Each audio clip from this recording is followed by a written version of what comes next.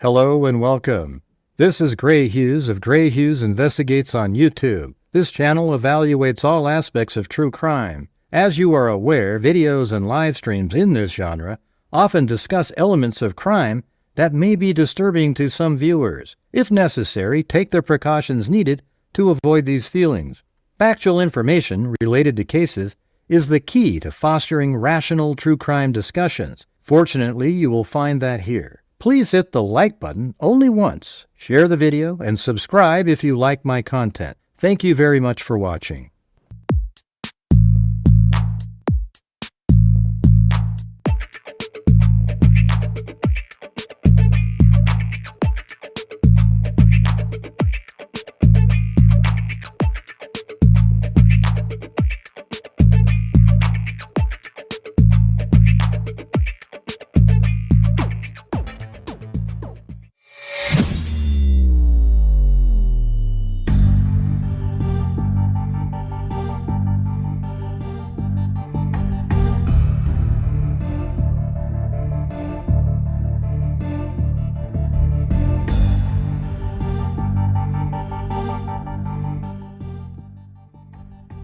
Hello everybody, you've just joined the show One Single Solitary Man, acting alone with dexterity. Grant Hughes Investigates. Thank you very much.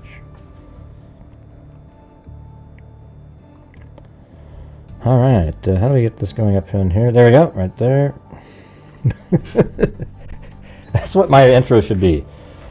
One man, acting alone, with dexterity. Right? Yeah. Wow, how's everybody doing? Yeah, I was looking at this overlay thing that I made. I found the original file again. Look how crazy this is. What? Like, let's see the face there. So that's Richard Allen, right? The bridge guy is Richard Allen. So therefore, shouldn't a picture of his face sort of fit on there, even though it's a little bit more blurry in the bridge guy picture? Shouldn't it just fit on there? Well, watch this one right here. Watch this. I mean, so that's his face when he's playing pool. And can't you just see, like, that is right there, man. It's clearer, you know, because it's, you know, closer, different lighting.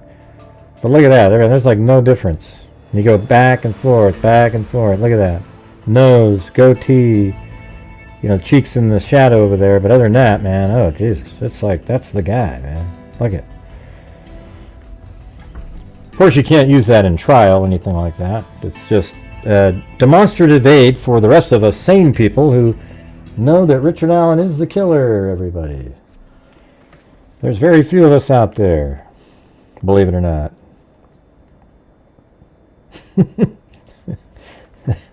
Yeah, it was pretty funny. That was Susan. She said, yeah, you should be. I think it should be one single solitary man acting alone. Yeah, because that's sort of what I feel like a lot of times. There are a few other YouTubers, but I think of the larger YouTube channels, I'm really the only one that's not saying, poor Richard Allen, I know he killed 2 girls, but he deserves to be free because he was treated meanly. Right? Now, I know a lot of you hate when I do that voice, but I love doing that voice, you know? Absolutely love doing it. Hey, thanks, Karen. My older sister. There we go. So I got Cindy J, my younger sister, and Karen, my older sister. It's awesome. Yeah. Hey, thanks, David Arnold. And look at there's let's see. Crime Conversations with Susan Hendricks said, "You are the voice of reason." There you go. See? It's just not popular, you know? It's not popular. Isn't that weird? It's not popular to want a killer of 2 girls to be sentenced to prison. That's not it, Gray. We just want to... Well, wait, you donated money. These people donated money to Richard Allen. Does anybody donate money to a child killer unless they feel like they're innocent? Like, these people literally think he's innocent. And that's some scary shit. I got to be honest with you. And yeah, and there's people out there literally saying it's Kelsey. You know, you have no home or place on this channel. If you say even the slightest suggestion of that, you're blocked immediately forever, okay?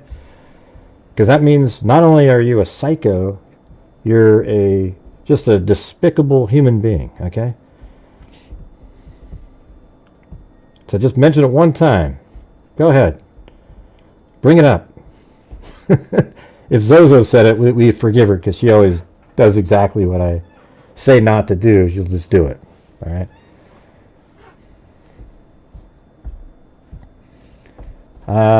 Let's see.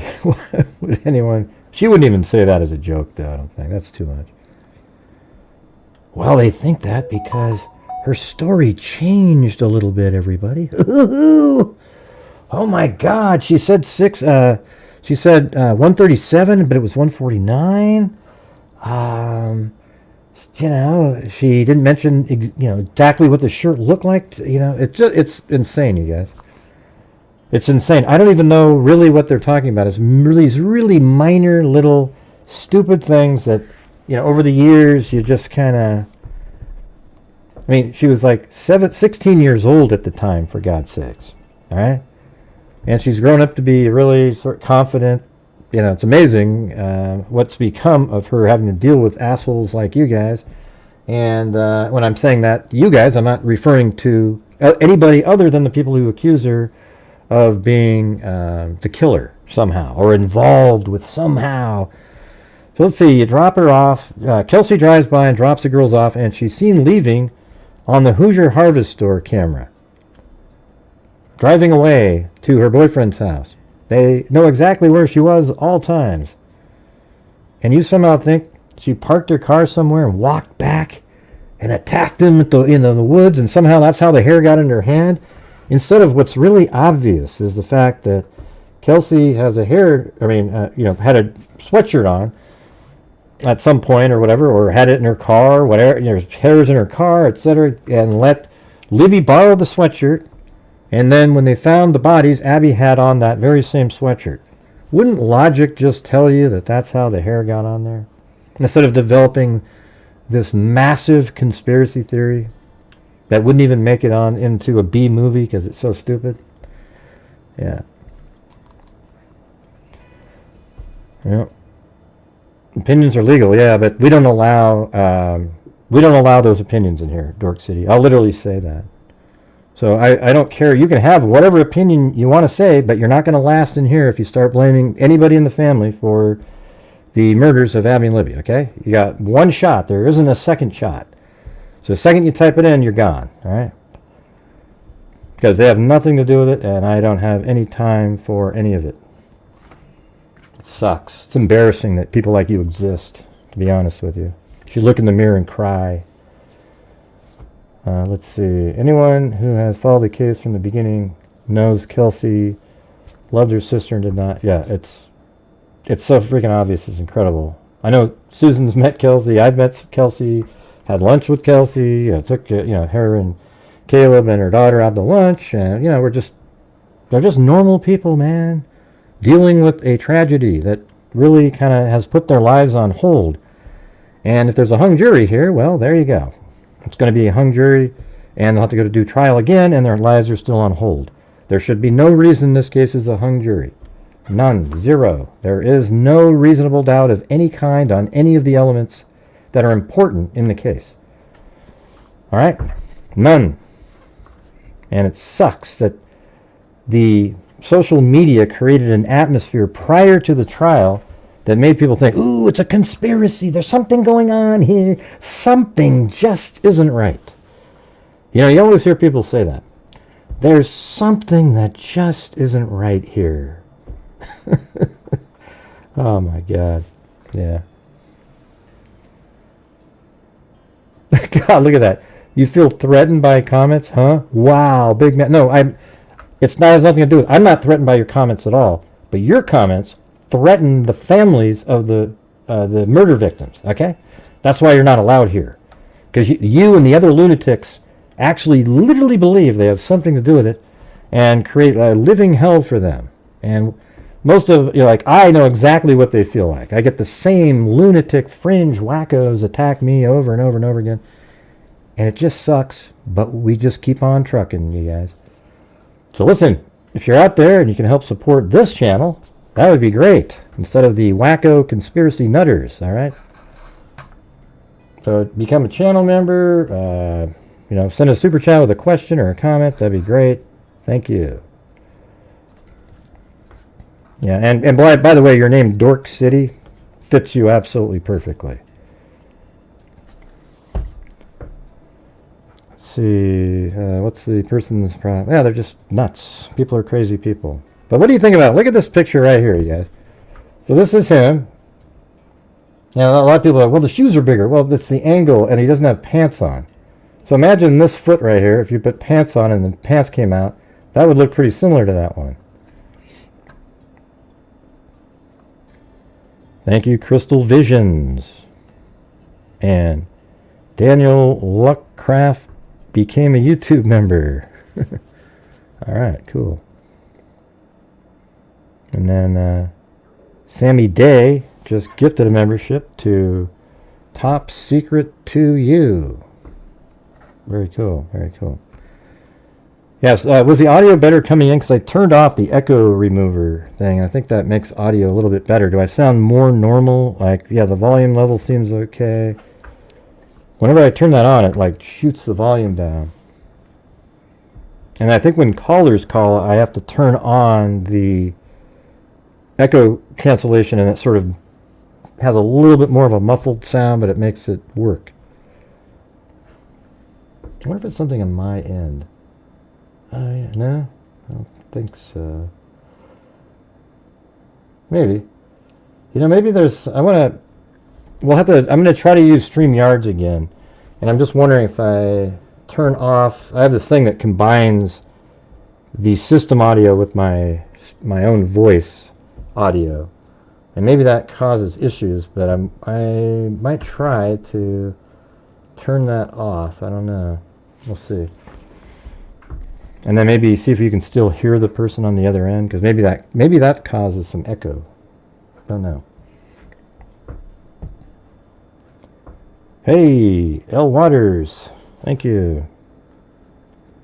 When did logic and common sense have to be checked at the door with these people? The hair was not a mystery. Yeah, it was never a mystery at all. I mean, even when I first heard about it. Oh, well, actually, when we first heard about it, we didn't know anything about it. There was just a hair, and the defense team tried to make it seem like the prosecution never tested a hair. There's a hair there. It's an unknown hair, everybody. And then all of a sudden, well, I mean, okay, well, it was tested early on, and it turned out to be a familial match to Libby, but, you know, they didn't figure out exactly whose it was. I mean, how irresponsible. And then in my mind, I go, oh, that's going to be Libby's or Becky, you know, because the sweatshirt that Abby had on came from that house. And that's exactly what it turned out. So you know how common sense actually works? You know, unfortunately, common sense isn't common anymore. It's actually incredibly rare. It's like there should be, I don't know, man, like a plaque that you get now. Dun, dun, dun, dun, you have common sense. Wow, that's incredible. You know, you get a certificate in it. I mean, it used to just be what people had. Oh, yeah. 1 + 1 does equal 2. Yep. The trolls around. It's so obvious that bridge guy. Yeah. So when you look at that right there, I mean, isn't that pretty amazing? I mean, this has no way this would ever make it into court. But if you were just somebody trying to see, let me see if it looks like this guy. I mean, look at that. This is from when I'm playing pool, and man, that just fits right in there. Same nose, goatee, chin, same. You know, everything's the same. It's crazy. Like you could probably, you know, even I think it might be a little too big, his face, you know. Let's see. Make it a little smaller, like about like that. Put it maybe there. Let's see.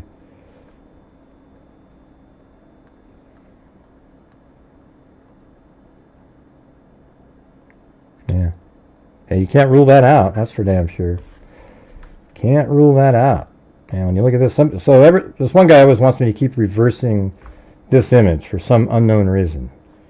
I'm not sure why. It's just doesn't make any sense. But let's see. Flip horizontally. Okay.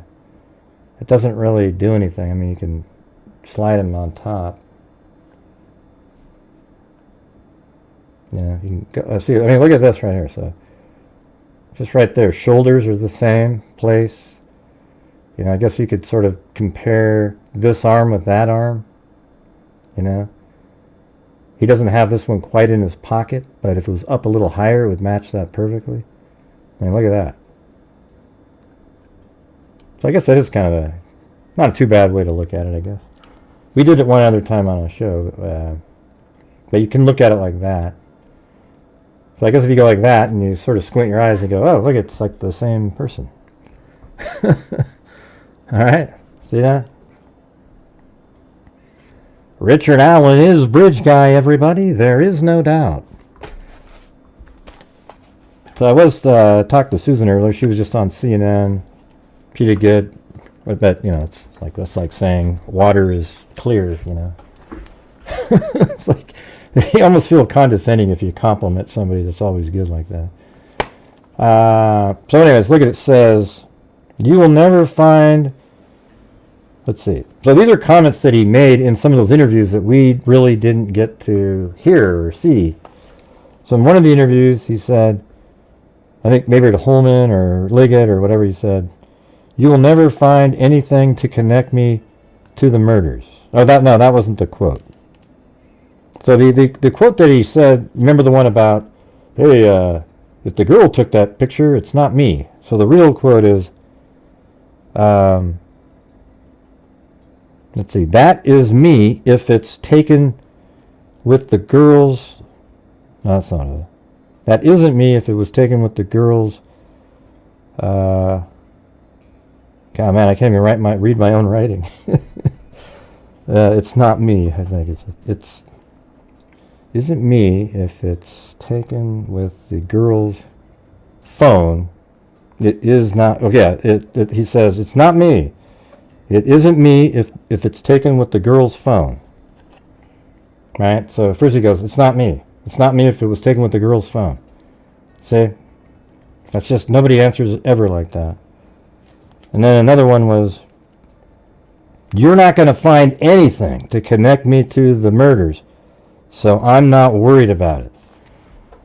Wow. You know what I think, you guys? I think Richard Allen is a hell of a lot more cunning than people want to believe. I do think he eventually just wanted to confess because he realized he did it, but when he was first interviewed, thought he was clever. And what do you have that's going to connect me? Who would say, if you know, you are not going to find anything to connect me to the murders, so I'm not worried. So that means he knew and took care in making sure that all of these things, were taken care of that wouldn't lead back to him. You know, like for example, he didn't have his phone with him that day. And at that time, he didn't realize that there was a bullet left at the crime scene, or if he did, he didn't think they could trace it because it was merely ejected. And most people think you can only trace a bullet when it's fired from a gun.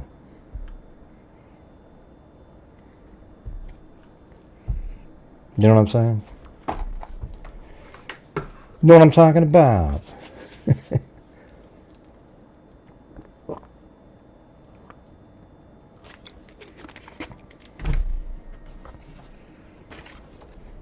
Yeah.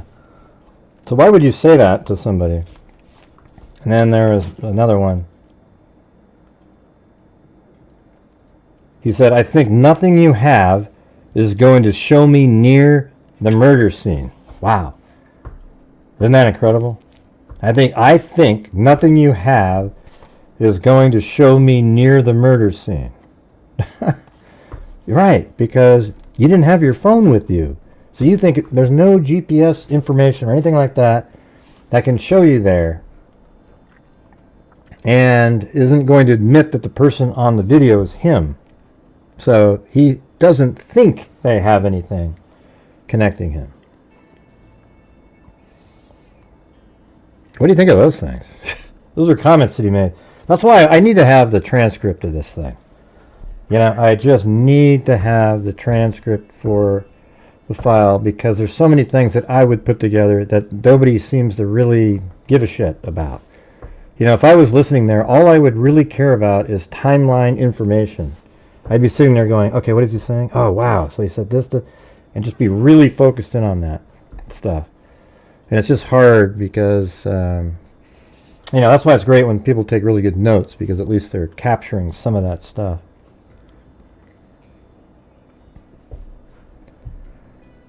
If it's a hung jury, I don't think we can get them. Right, yeah. I don't think so either. Yeah, it's just a hung jury would be, it would be better than a not guilty for damn sure. And I know for a fact that they're going to retry him. And if they retry him, they just need to really spend more time on graphics and so forth, proving that he's Bridge Guy, because there is no doubt that he's Bridge Guy. Now you might argue, well, I think he's. I mean, this is what makes me angry when people say this sentence right here. Well, I really think he's Bridge Guy, but I don't know if he's the one that killed him. You know. And I go, I'm glad you agree that he's. You know, I'm glad you agree that he's Bridge Guy. Therefore, he's still guilty of felony murder. Thank you very much. Well, maybe there was some other guy at the end of the bridge that had him go down the hill. Great. Okay, so what are you saying then? He walked across the bridge, ran into Abby and Libby, and then there's this other guy there, and he said hey to them, and then he just went some other direction? And then he didn't come forward later and say, hey, you know what? I did cross that bridge in the girls, but there was this other guy on the other side, and he had him go down the hill. Yeah. Hey. Gray, did they ever discuss what was said sometime earlier that Kathy thought he called off CVS sick and stayed in bed? I don't know. Is that why he had that day? Well, no, because remember he visited his mom, right? I don't know if that's true or not. He said sometime earlier. I don't remember that whole thing about he called off sick. I think that was just rumor stuff that people would say. I think if that was real, that would be a big part of the case.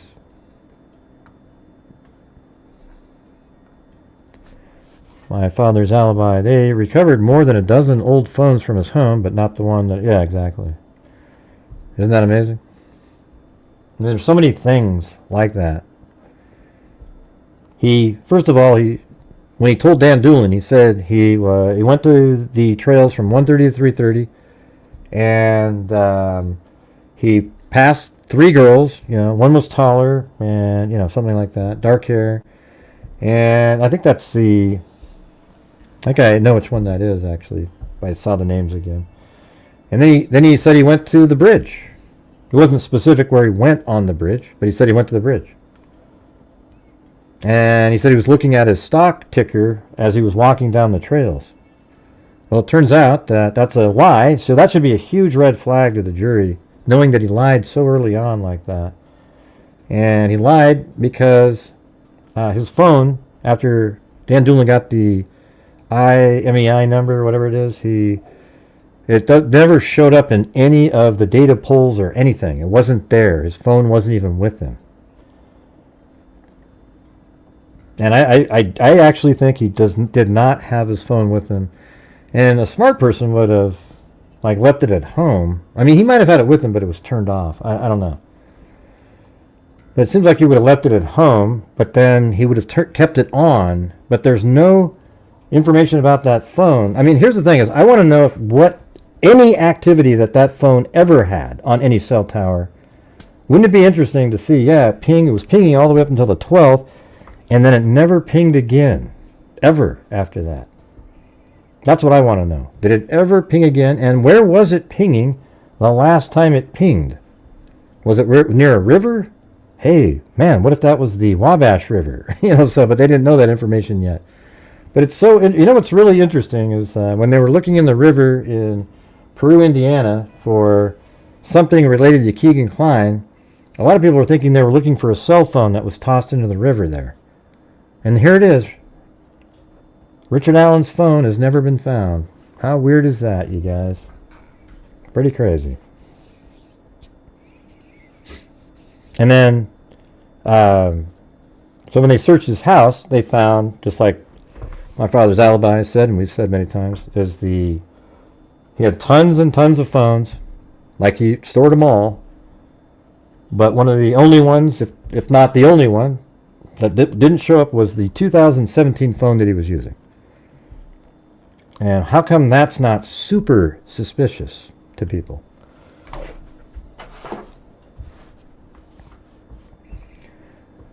All right, I'm going to have to say it again, you guys. If you're out there, if you can help support the channel, we're currently at 1/8 of a nightly goal. So if you're out there and you have the ability to, that would be awesome. Unfortunately, I'm sort of relegated to trying to get super chats on shows, because when you do these shows and you mention any word, they just kind of smack your whole live stream with the yellow symbol of death, meaning little to no ads, and then there's no revenue that comes in at all.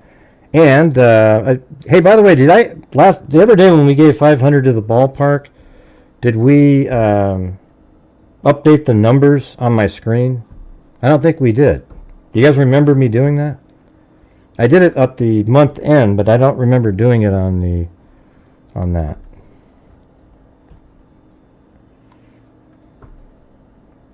Yeah. I don't know what they pointed. We don't get to see the closing arguments. Oh, okay, I didn't. That's what I thought. So I'm gonna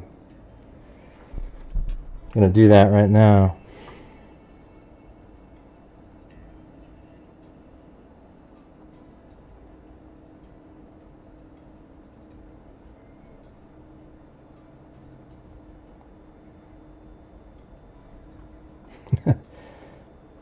Hold on. Yeah, right here. It's kind of small, but I gotta fix that.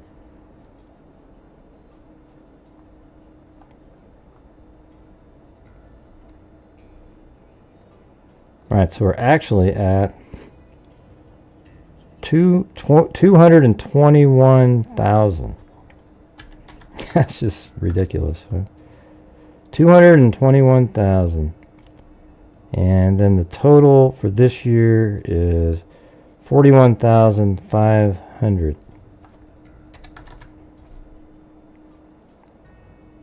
All right, there we go. Just had to get those in there.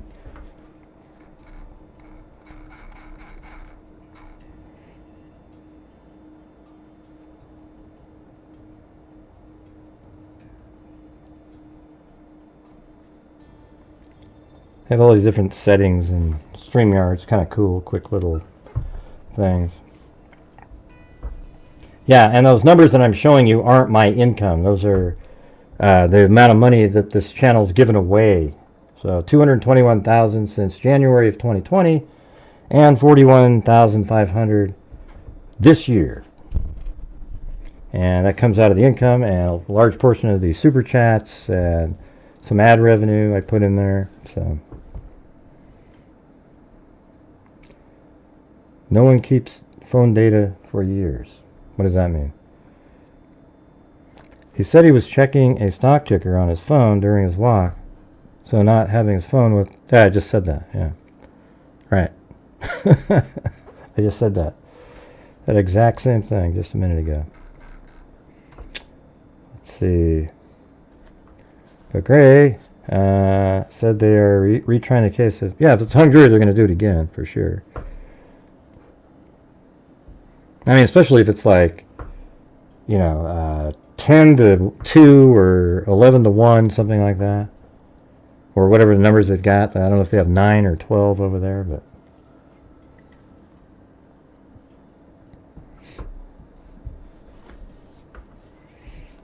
Man, it's going to be one of those nights, huh? Let's see, but hey, what else we got? His daughter didn't even look at him. Yeah, I was actually talking about that with Susan. See, this is what I think.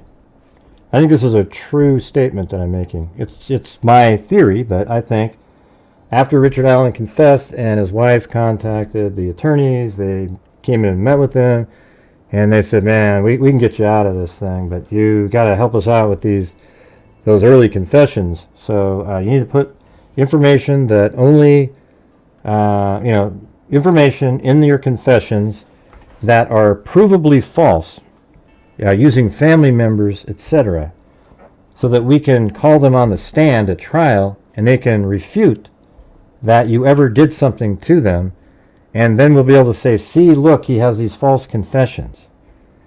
You see that? So I think his daughter was one of those, and his sister. And his daughter, I don't think even likes him at all, and I think she believes he is guilty. I think his daughter believes he is guilty, but while on the stand, just said, no, he didn't do that, because that's probably true, I think so anyways. She could be lying for him, but I don't think, if she's not looking at him and she doesn't like him, I don't think she would lie for him. I just think, we don't know, Ziggy. She could have lied, and that's why she was looking away, but it could be that he knew, because the other person they brought up also corroborated that he didn't do that.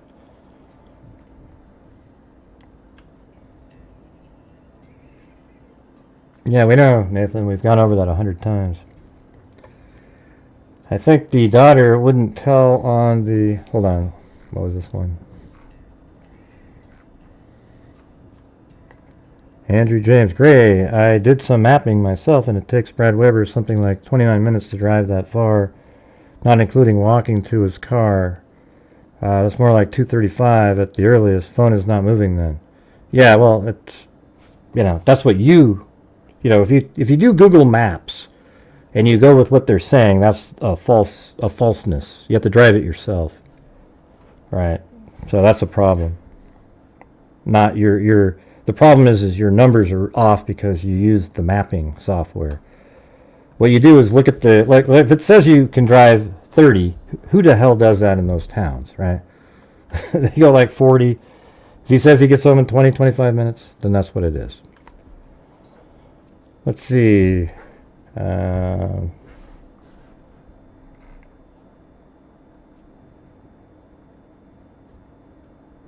for example, if you drove 40 and a 30, you'd get home in, if you're saying 29 minutes, it'd be like 20, and you wouldn't know how long it took to get to his car either. You're purposely adding information to it. I do have a question about that. Did they have time to go down the hill, then cross the creek and stop completely by the time? I mean, they could have. Now, we've looked at it 100 times. We can do it again. So they're down the hill right here at 2:14 and down at the bottom at like 2:17 or so. And then they're going to be over here by 2:20-ish. I wouldn't be shocked at all if he'd already taken them across. Here's what my theory always was. When we heard that, the rumor was that he got interrupted. I thought he'd taken him across the creek and he got interrupted while he was over there, and he saw the van from over there, because you could easily see the van from over there. And so that almost makes more sense in the story, doesn't it? That he took him across the creek first, and him remembering, like, I took him down there and I got scared and I took him. We don't know what the order specifically is, because I haven't seen the actual statements made at trial. Does he actually say that he was going to do that, then he crossed the creek? Or is that just what we heard somebody as they wrote down the notes? So my thing was that he always went across the creek, then got interrupted over there. But my original theory was that he intended to take him over here, do something right there, and then something interrupted him, and then he went across that way. Yeah, because I want to go back up to Andrew James. So this is what I'm going to say. I've used Google Maps for the same thing. The Google Maps issue. It's like they put these numbers down there. For example, walking, they put like 2 miles an hour down as the average. It's like, yeah, nobody walks 2 miles an hour. That's about as slow as you can get. I mean, if you have any pace at all, you're going 3, 3.5, 4. So you got to always account for that stuff. Yep. What do you want, Waters? Gray. They didn't clear it up at trial either.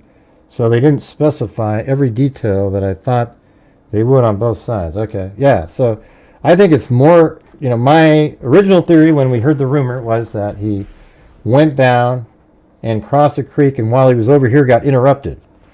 And that makes more sense because they could easily have been across a creek by 232, and then he's right there. It's like you can see the van from right here, and I think that's what spooked him from that position.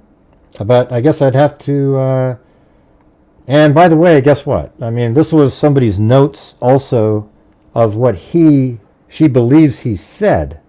So she probably got the gist of it, right, with the van and everything like that. But maybe she got the order wrong. Maybe he said, I took him across the creek, I got spooked. But she says, maybe she wrote down the opposite of that. Maybe, let's see, I took him down there, and then I got spooked, and then I went across the creek. Or I went across the creek, got spooked, and then he killed them. That makes more sense. So, who knows? But it sounds like they're pretty, well, they're just going basically on Walla's notes on that part.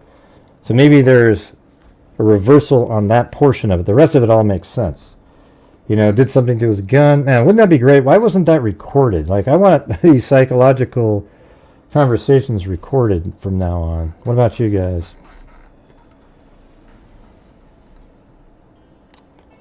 Thank you, Michelle H. And then M10. Hey, Andrew up there, tell me what the address, what place you worked at. We'll just do it on the screen and see what's going on with that. And thanks, M10. I'm feeling guilty. Verdict coming. Yep, me too. It's too soon to say they're hung. Well, they're hung now. Yeah, if they're working on somebody, they're hung at this point. Because this should be a case where they all walk in. What do you guys think? Oh, I think guilty. Okay, let's go. That's what the answer should have been. Just kind of do a sort of one day of pretending you're looking at things, Do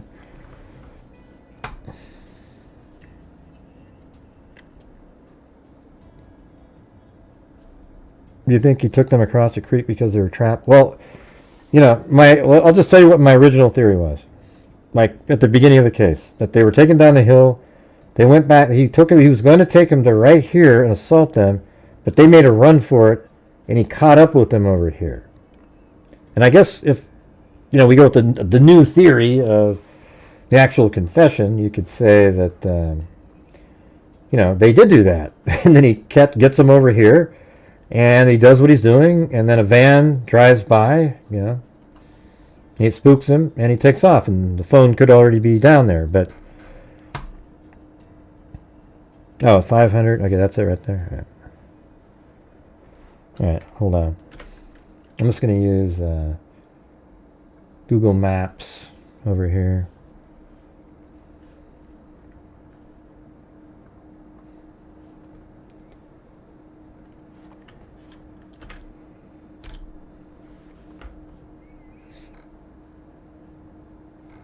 Oh, he worked in Lafayette, huh? And, wherever you punch out, it's going to be probably pretty near the parking lot. Geez, that's a big-ass, that's a huge plant, man. Are these all... Oh, it's an auto plant, right? Okay, so those are cars. Yeah, Subaru. Okay, I'm not sure where they're parking. Right there, right? So... Probably just clock out, get in your car 1 or 2 minutes after that. It's not going to be way over here you clock out and then walk over here.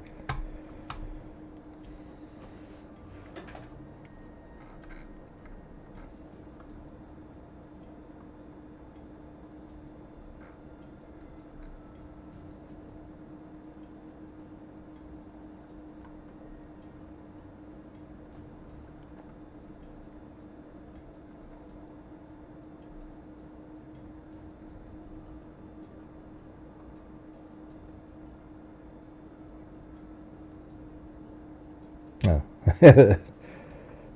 7-hour walk. Yeah. And say they have it down here at 31 minutes, right? If you take via Old State Road 25. But that's if you're just driving exactly on the speed limit, which nobody does, right? So I could easily see it taking 25 minutes. 20 minutes, you'd be hauling, going really pretty fast, but that means you'd be going, like, not double the speed limit, but, pretty far over it. So you would take an Old State Road 25. This route has restricted uses or private road, right, because that's over here.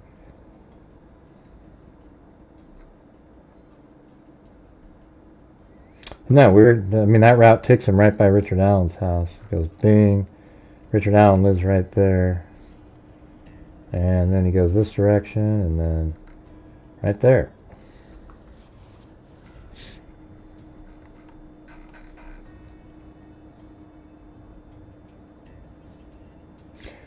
Yeah, I mean, it could be later, right, but doesn't match what his confession is. That's the problem with it.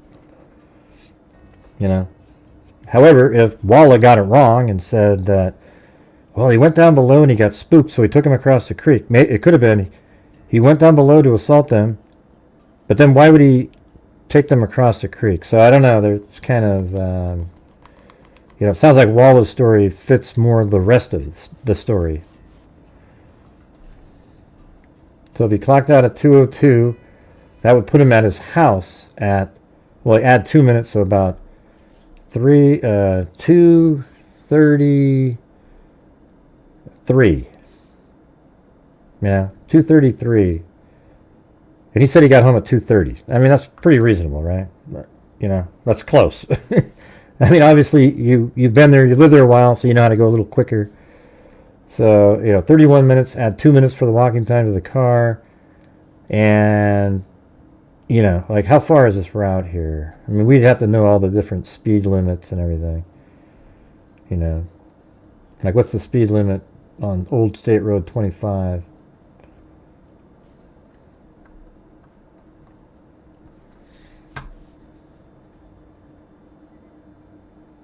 Yep, there's no verdict yet.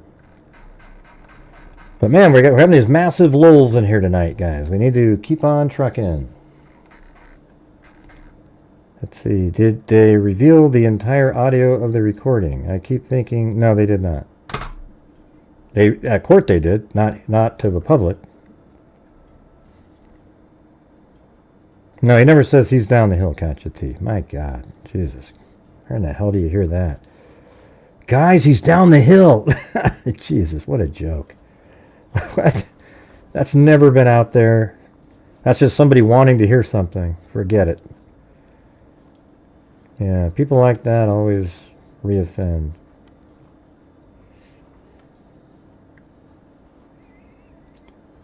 Thank you, Kathy Friedenmaker. Oh, and there's Bella M. Huh? Let's see. We got Kathy Friedenmaker, which is Peacemaker. And then Bella M. said, hung jury. 2 states, Indiana and Missouri, give the judge authority to determine the sentencing. I think Gold would go with guilty. Oh, really? Are you serious? Oh, come on. Really? That's insane. Really? Let's see. Let's see. Hung jury in Indiana. Can judge decide? In 2 states, Indiana and Missouri, the judge will decide the sentence. In the remaining states, a hung jury results in life imprisonment, even if only one juror opposes. Oh, that's for. I think this is for the death penalty. Let's see. What is this for? Hold on. Hung jury in capital sentence. He doesn't have capital sentencing though, right? There's no death penalty in this case for some reason. So I don't know. I don't know how that works. Yeah, I don't know. Well, the sentencing, I guess. Like, is that what you're saying? Well, if it's a hung jury, though, there's no sentencing normally because you have to go back to trial again. Well, what does that even mean, though? How do you have a sentencing in a hung jury? Does that make any sense to anybody? A hung jury means there's no result. It's how is there sentencing? I mean, you're not making sense to me.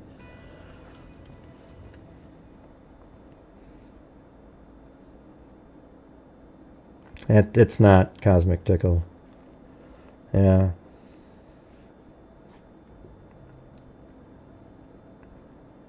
Yeah, it doesn't make sense to me.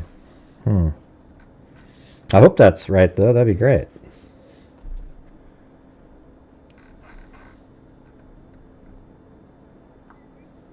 Do people generally ally run around off trail there, or do they start on path? They just go on the paths the whole time. Richard Allen must have been familiar with where he took the girls off path. Yeah, I mean, if you were exploring there, like you go across the bridge and then go down below, and Doug Carter and Kelsey, in an interview a time ago, both said that the person is probably really familiar with the area.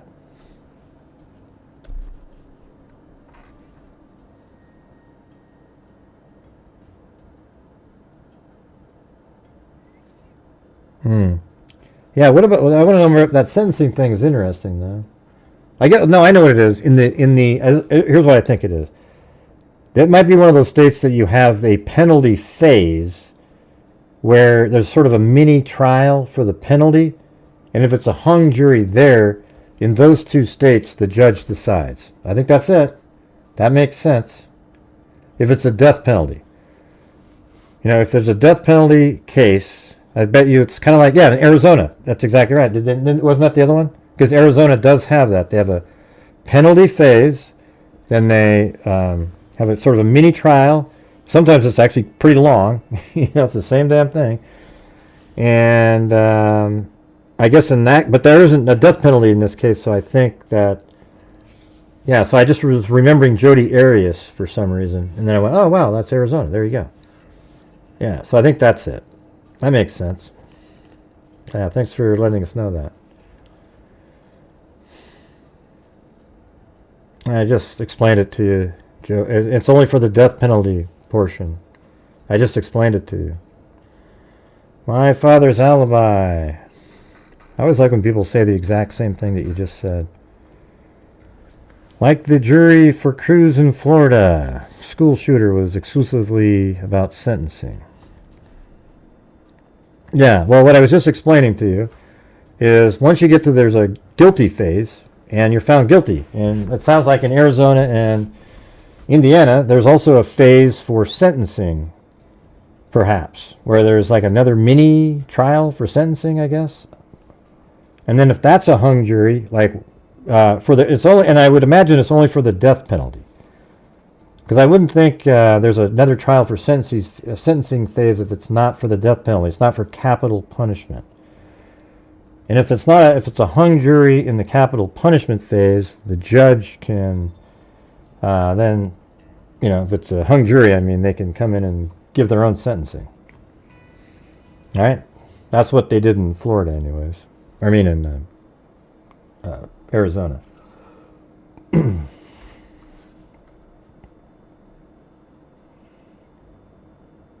Although this says Missouri and Indiana. Now I got to read it again. Jeez, what the hell is this? Nebraska is the only state in which the sentence is decided by a 3-judge panel. If the panel is not unanimous, the defendant is sentenced to life imprisonment. This is for capital sentencing. However, these states differ on what happens if the penalty phase results in, there you go, a hung jury. So Arizona has something similar, though. Oh, yeah. In 5 states, Alabama, Arizona, California, Kentucky, and Nevada, a retrial of the penalty phase will be conducted before a different jury. Wow. The common law rule for the mistrial. That's crazy. So there's a whole new jury for the penalty phase. In 2 states, Indiana and Missouri, the judge will decide the sentence. These states, what happens in the penalty phase? So there's no, I guess it's, I see. All right, so this is different.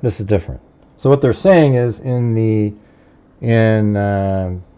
Indiana, there's no jury or anything like that. The judge just sits there and listens to the penalty phase, and she gives out the sentence. But I think that's only for capital sentencing. So I don't know what it is now, because there's no capital punishment for Richard Allen in this case. So kind of an interesting question.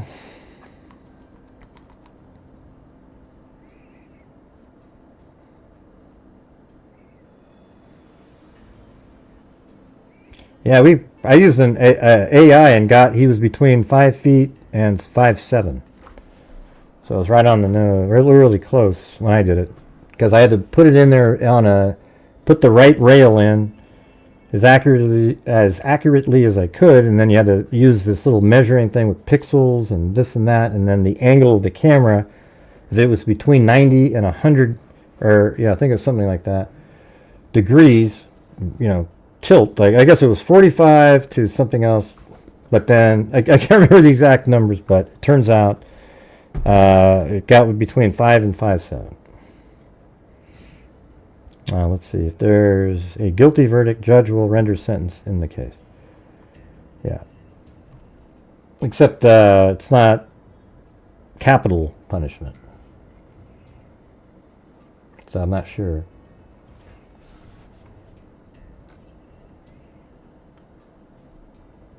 This whole segment that I just read was about capital punishment. I think the court counsel decided to take capital punishment off the table in the Delphi case because of the cost associated with years of probable appeals. Are the Richard Allen defenders going to make a public showing or protest if he's found guilty? Yeah, man, I can't wait for them to do that, man. That's when you just look at them and go, you guys are disgusting people. And as I've been saying, if there is a not guilty verdict in this case, unfortunately, Abby and Libby will never get justice because Richard Allen finally is the person who answered all the questions that they had over the years. So that timeline that I've put together. So you can look at it like this. Wait, is this? That's Google Earth. Okay, this one right here. So law enforcement has always known this. Isn't it weird? Like, listen to what I'm saying and pretend Richard Allen is non-existent. Law enforcement always knew this. That these girls right here were at the bridge at 12:43. And they took a photograph here at 1:26. And they knew that a car drove by the Hoosier Harvest store there. Although they say that they found that later. I don't know. They must have, you would think that they would have written down all the stuff. But what they did know is that when people were leaving, I don't think written is a word. Written down. But the car backed in at the abandoned CPS building. They knew that was there. And they knew that those same girls passed somebody that matched the description of the person on the bridge, right? They always knew that. They've known that forever. They also knew that Betsy Blair drove underneath and looked up and saw those same girls. And then they know that Betsy Blair drove by the Hoosier Harvest store. They've known that for a long time at 1:46. And they know that Betsy Blair got out of her car and then she walked to the bridge. And they also know that Kelsey drove by there at 1:49 and Abby and Libby got out. They know that Betsy Blair walked to the bridge and she saw this guy that was also the same person in Libby's video. Then she turned around, and then she passes Abby and Libby, and law enforcement knew then that the girls were going to run into the person in Libby's video. And at that time, they just had the descriptions of the girls, the witnesses, but they were just like, okay, people, they're a little different, but it's the same person, because they all said they saw the same person in Libby's video. And then eventually they find, then there's a video of Abby and Libby, or Libby at the end of the bridge, those two photographs on the bridge. Then the video of Abby and Libby, and they know the same guy that looked like the guy in Libby's videos taking them down the hill and orders them down the hill, and then eventually they find their bodies right across the creek right over here. Right? So that's what they knew, right? So imagine their incredible surprise. This is how the story should have been told, I think. Or it should be told like this at some point during the trial. Like you just say, wow, we see all these things happen. We just didn't know who the person was. Then one day, by reviewing tips, this is how the story should have been told on that part. Reviewing tips, we came up with the name Richard Allen, and it turns out he was there that day. And you know what question that answered? It answered the question, and we looked up his vehicle, and his vehicle drove by. He said he was there at 1:30 to 3:30. Talk about the tip. He said he was there from 1:30 to 3:30. He saw three girls. And then he made his way to the bridge. And he was looking at his stock ticker. So watch this right here. Now you say it like this. Those same 3 girls, look at this. Now we know that Richard Allen was the vehicle that was parked at that building there that they saw. He's the person that those 3 girls saw because he even admitted to seeing them as well. Then he tells us that he went to the Monon High Bridge. And then Betsy Blair gets out, and that's who she ran into while he was there. It's Richard Allen. Then she turns around, and Abby and Libby therefore have to run into Richard Allen. And then he follows them across, and in his confession, and then you go on and on and on. It's just like, see how he answered all those questions? I mean, it's amazing. He answered every question that they had all those times, and they filled in some of it, like, oh, wow, he has a black vehicle, and then they found his car driving by on the camera. I don't know exactly when.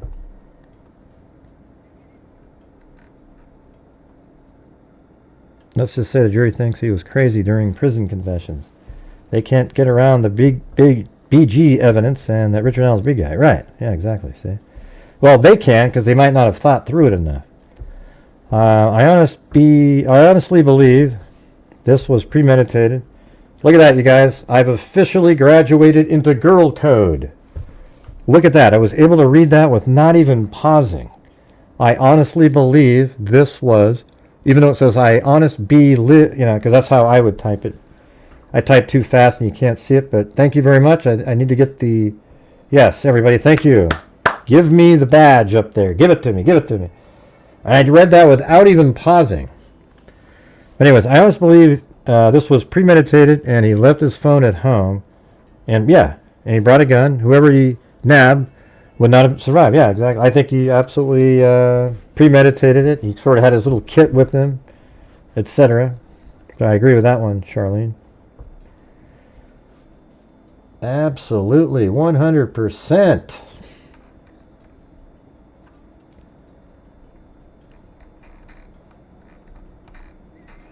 Did I miss any Betty up here? Let me see. No. No. Somebody gifted some memberships, though. I can't see that. Where was that? Somebody gift 5 memberships? Because there's... Oh, there it is. Herbert Landscaping gifted 5 memberships. Very cool. Alright, what do we got here? Become a channel member and help make a difference. Yep. And by the way, if you're new here, like I said before, we've given $221,000 out, but we have a... probably the coolest things we have are... We have a DNA fund that we've put like $94,000 in currently. And that's for identifying Jane and John Does, and it's so rewarding to give a name back to a body that was found sometimes decades ago, and their family finally gets an answer of where they are. We do that. We fund them completely, all from start to finish, using Identifiers International.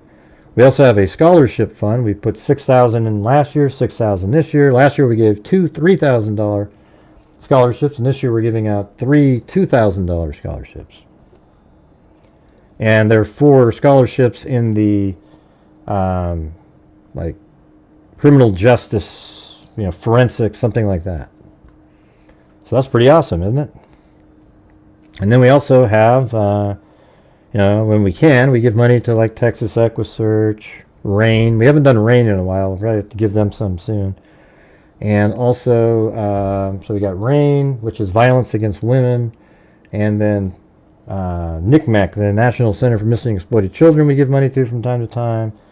But all of those have got all over 20,000 over the last 5 years, so that's pretty sweet too. So we actually are out here making a difference, and that's why I need your guys' support on these shows so my channel can survive, and we're able to do that too. All right. Thank you. Hated how the defense went on about poor Rick in his closing. Yeah, Richard Allen is a monster, you guys. He's a psycho. I actually heard a story today. I don't know if she wants me to say where it came from, but that he used to work at a Walmart, And he was like a creeper, you know, always like looking at people, you know, women, and then sort of like they'd see that he was looking at him, he sort of ducked behind something, and, you know, pretty weird shit. He's let's see. Hey, thank you, Dennis Boyd. Hey, look at Zozo's here. All right. I'm glad you weren't here for a couple of the things where I say, type 1 if you, and then, you know, you always put 1 even if you don't agree with it. But one of them wasn't a good one that you would have wanted to do. Now, it's only worrisome that it's going to be a hung jury. If it comes back not guilty, then our society in terms of mental ability is really struggling, because there's no way that 12 people could all sit there and say he's not guilty. I mean, that would be just mind-bogglingly, incredibly idiotic at that point.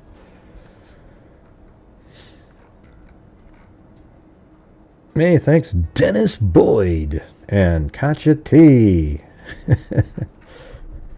Come on, Katya T. There's no... I think he says, guys... I always thought it said, hey, guys, but like this. Hey, guys. Just a slight little... Hey, guys. Doesn't matter at all. And then down the hill. What really matters is he's saying down the hill. And there's a gap between hey and guys down the hill, because they took out the part where the girls are talking about which way to go and, you know, things like that. You know, saying, hey, there's nowhere to go here, etc. Yeah, don't leave me here. How sad is that, man? Don't leave me down. Don't leave me up here. Jeez. That means they were already scared at that point. And they were really looking for a way to go, because when they saw this guy making his way fast across, I think they knew, okay, something's going down here. Come on, Abby. Come on, let's go. Come on, let's go. And he's catching up really fast. And she just barely got off the bridge, and then here he comes. And he says, hey, guys. And then he pulls out a gun and says, down the hill. That's crazy. Jeez, when you just sort of think about it like that.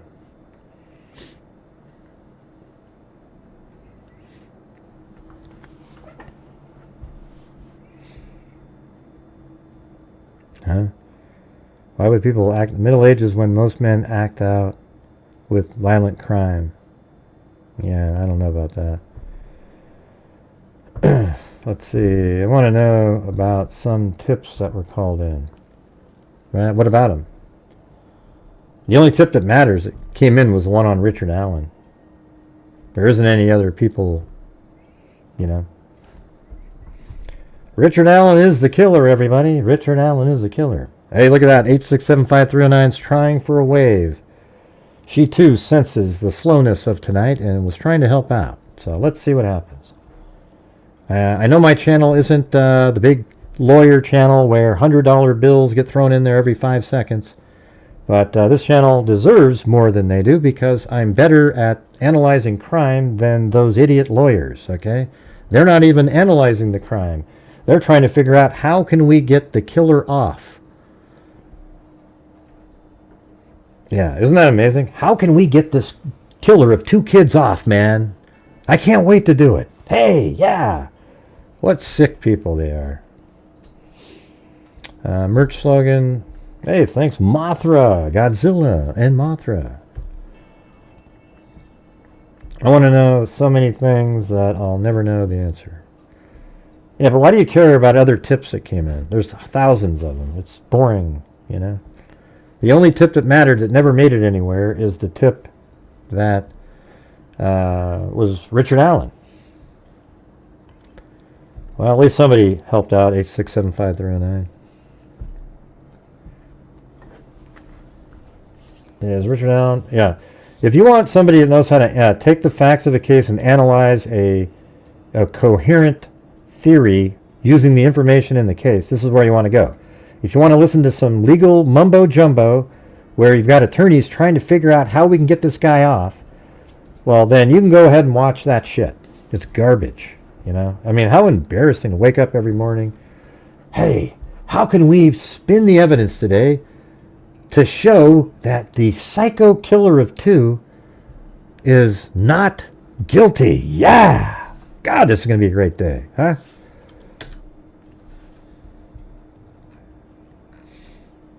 Hey, there's Heidi MJ. And we do the same thing. We did the same thing in all the cases. Cheryl Coker did the same thing in Idaho 4. We've done the same thing in Rex Schuerman. I have them all down. Yeah, Rex Schuerman, we probably could just sit there and do a full-on, mapping out probable cause thing again. I think that'd be pretty sweet. It would nail it all. But we got to switch over to Idaho 4 probably pretty quick after all this case is over and go through the probable cause again for everybody to be ready when it's all said and done, because the freaks, when we get to these trials, they already know the whole damn thing. They're just the whole time, what they're saying when they're watching is, yep, already knew it. Yep, already knew that. That's right. And then when new stuff comes out, you go, yep, oh, look at that, it fits right in. And they know where to slide it into the slot, It's perfect. I could never stand my husband. Wait, I could never stand by my husband. She knows sick. Yeah. You mean if he did something like that? Mm-hmm. Who? Who are you talking about, Cindy?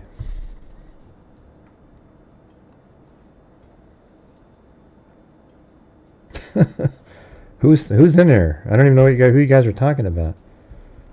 There we go. Had law enforcement not made so many mistakes, and had he not been treated so improperly, in my opinion, there would not be so many conspiracies, and Richard Allen would not. They would have came up with conspiracies anyways. They would have still done the Odinism crappy theory, even if he was treated poorly, wasn't treated poorly, and we don't even know if he was treated poorly. You guys. They cherry-picked videos of, like, the worst moments after he spit on cops and they're dragging him around and stuff. We don't know if he was treated poorly.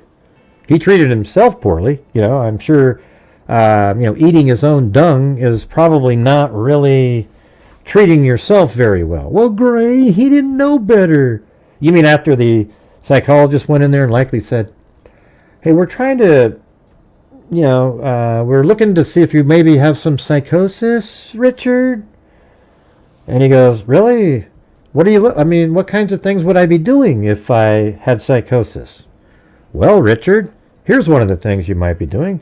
For example, you might bang your head on the walls. You might play with yourself. And, in extreme situations, we've even seen people eat their own feces.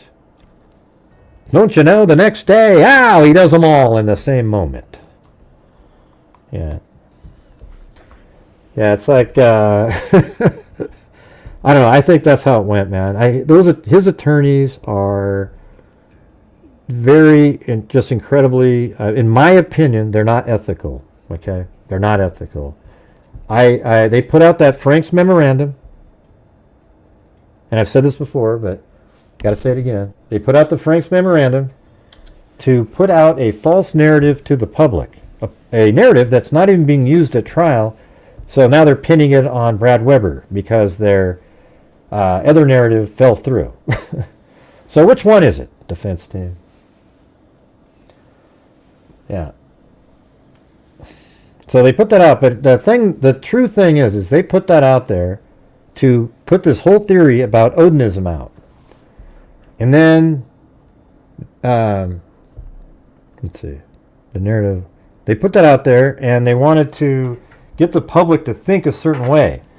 And then to bolster their theory, they deployed an individual named Mitch Westerman, who put out images that he had taken of the crime scene photos and gave it to a guy named, the hell was his name?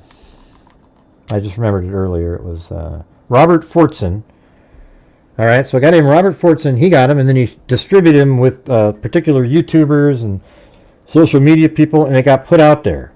When the Indiana State Police got a hold of it, they put Jerry Holman in charge of finding out where this information came from, and it led back to the Baldwin Law Office. And they knew that it came from Mitch Westerman. And the truth is Mitch Westerman was deployed to put out that information. That's the truth. Except when it came back and it was going to get to the office, Mitch Westerman had to bite the bullet and claim that he went into the office and took photographs of images that were laying around.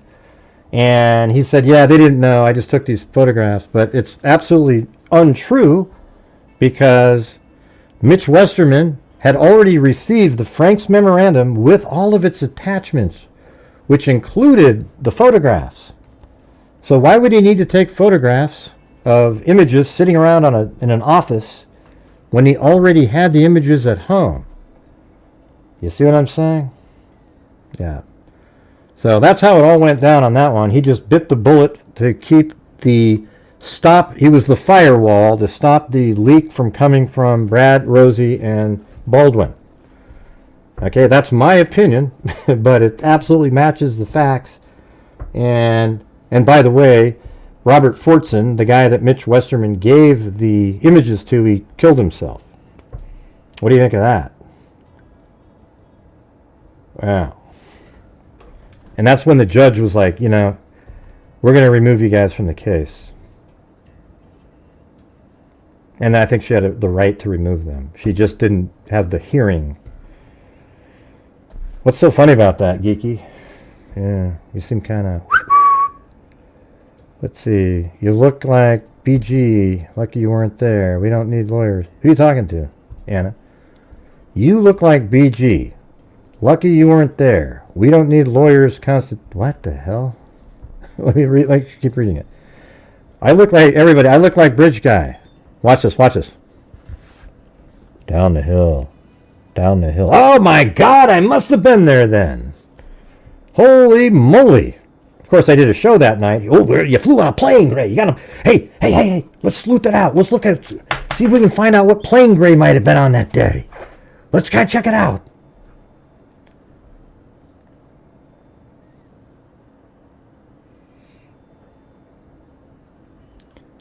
I don't know. Kind of what? No, I don't want to do that poll question. It's Ginger Snaps. See, there you go. There you go. Ginger Snaps.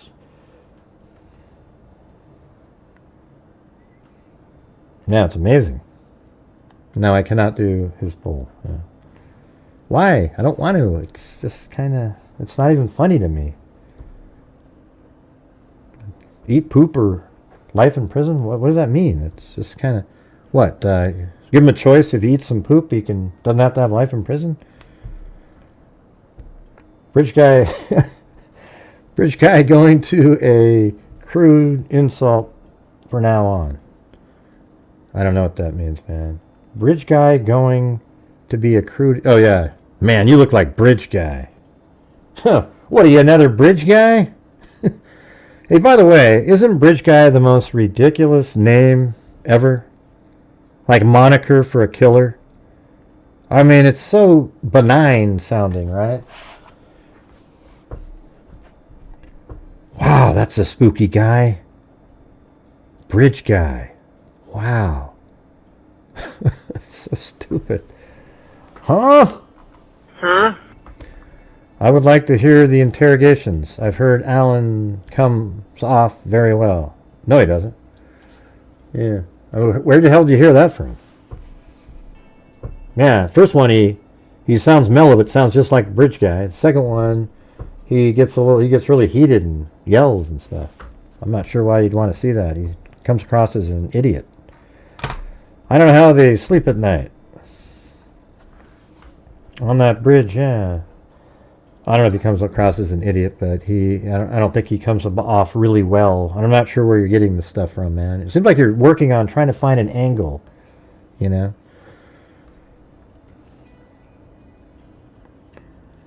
Let's see, the side-by-sides were nauseating. What side-by-sides? You mean using the sketches? And I don't know how... What does that say? I don't know how they sleep at night. Yeah. Well, look at all the people viewing them and cheering them on. So, you know, it's good for them. I know, you said eat poop or life in prison. I mean, what does that even mean, Cindy? That's not funny to me. It's just sort of...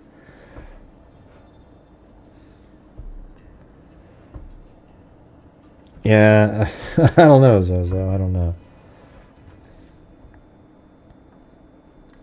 How is his wife sticking by a shit eater? Give me a kiss, honey. I can't. I saw you in that video. You were eating GoPro. GoPro Cabana. I know, but they want me to post it like it's funny, Cindy. I mean, to me, it's like, okay. I'm sure you would pick the first one. I mean, life in prison or eat a little, you know. He's already done it, man. He's used to it.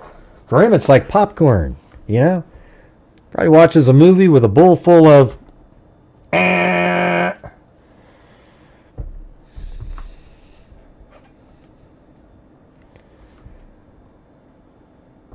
don't think I could. I don't know, man. Life in prison or just one little, you know. I don't know if I could either. Ah, God. Forget it. We have 30-mile bike path by our river. I bet he just covered his mouth to look like it. I don't know.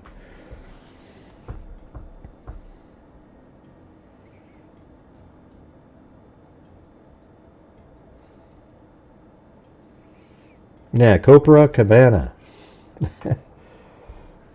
Kind of matches the song, too. I wonder if he waited until he ate corn. Oh, boy. Oh, boy. Yeah, it is. Whew. Not to mention drinking that. Hey, thanks, Charlotte Denny. All right, man. It's just feeling like one of those slow ones in here. GoPro Cabana.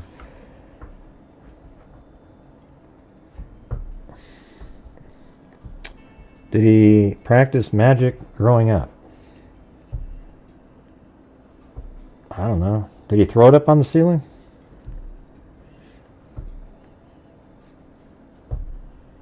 He's just, you know, trying to act it out. I think the jury saw through it. You know, when you notice when you know it, when they're watching the video of him acting out and they're taking notes. That's when you know it's bullshit, okay? Because they're looking at it going, oh, God. Look at that. He looked at the camera. He went like this. You know, whatever they're taking notes are, you wouldn't be taking notes unless you noticed something that bothered you, of the legitimacy of it, right? Like, normally you would sit there and watch it.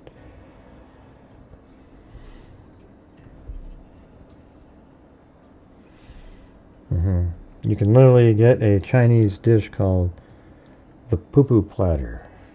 Oh, that sounds great. Zozo said, Kathy and Shitlips. Kathy and Shitlips Allen. All right, you come up with one now. 8675309. I need one of yours. I need one of yours.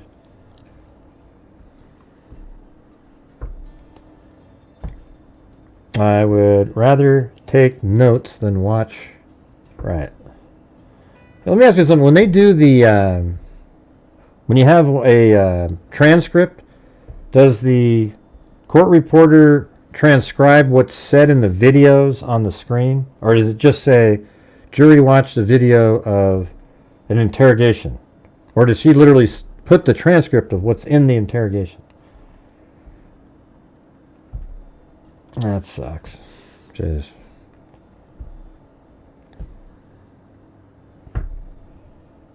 Hope they release all of that stuff. Guilty as the sky is blue. Yes, yes. I'll just do my breakdown again. On February 13, 2017, Abby and Libby were unfortunately killed on the Monon High Bridge trails. On the 14th, their bodies were found, across the creek on the Monon High Bridge. On the 14th, their bodies were found about a quarter mile from the start of the Monon High Bridge.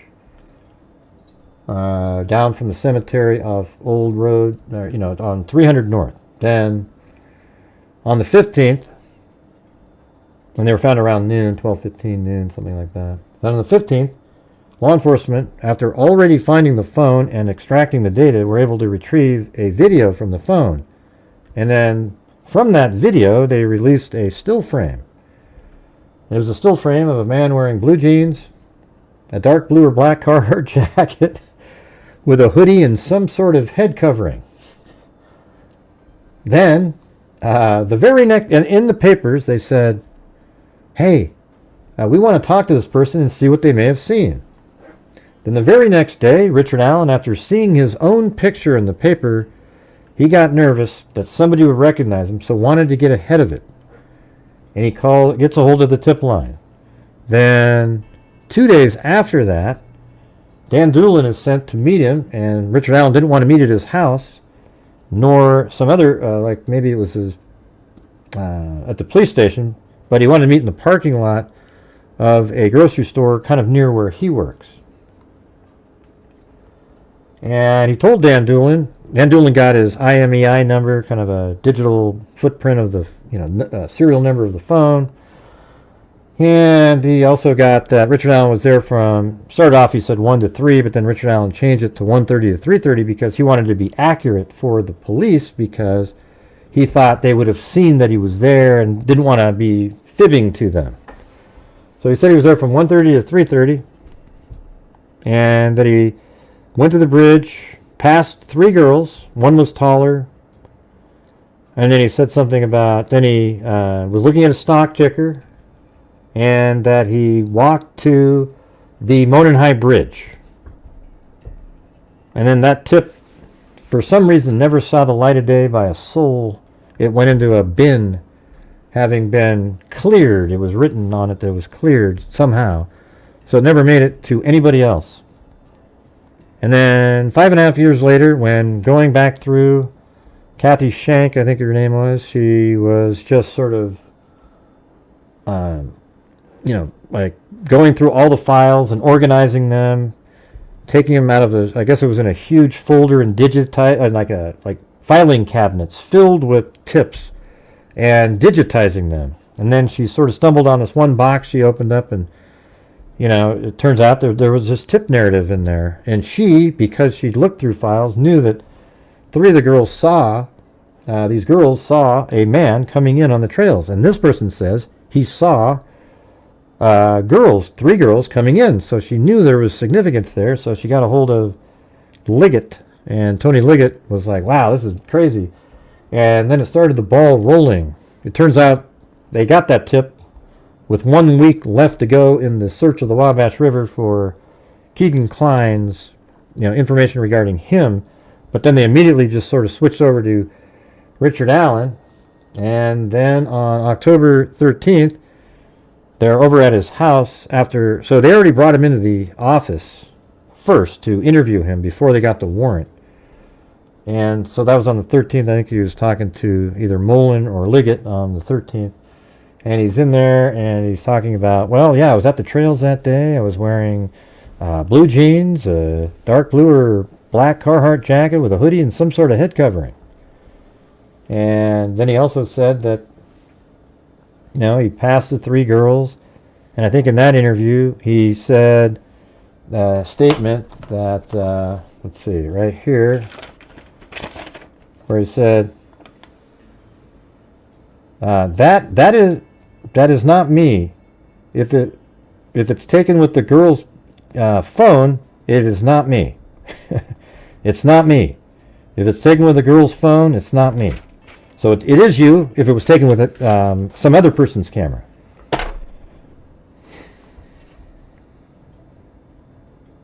Oh, they don't? Oh, that sucks. 8675309.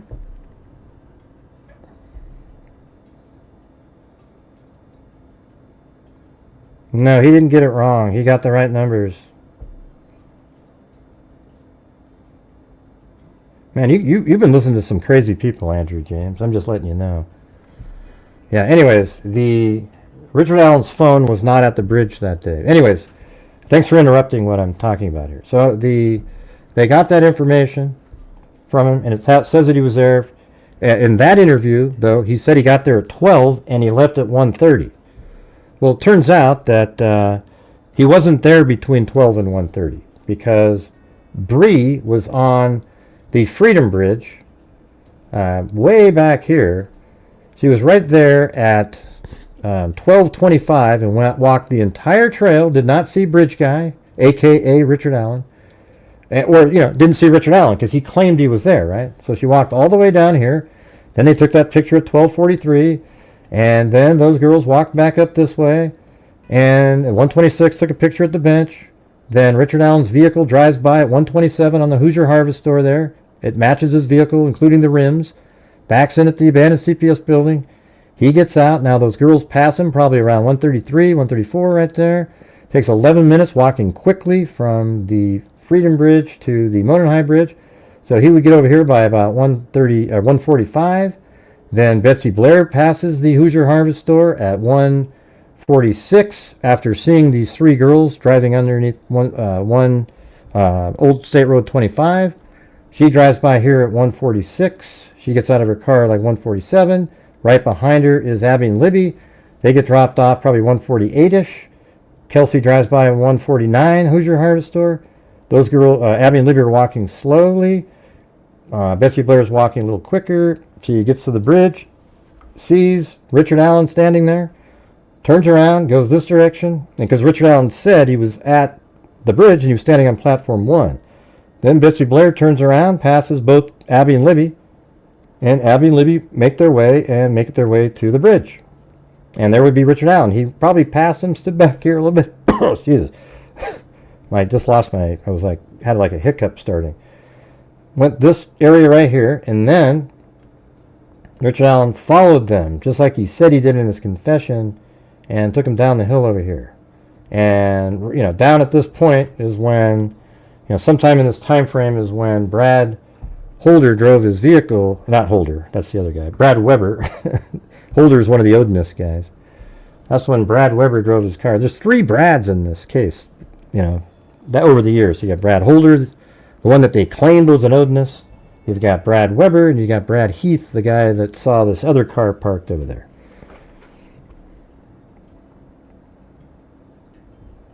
I kind of wonder if they got Brad Heath from, the defense did, from watching my video. Because I interviewed him and had a whole video called, Was There Another Car There?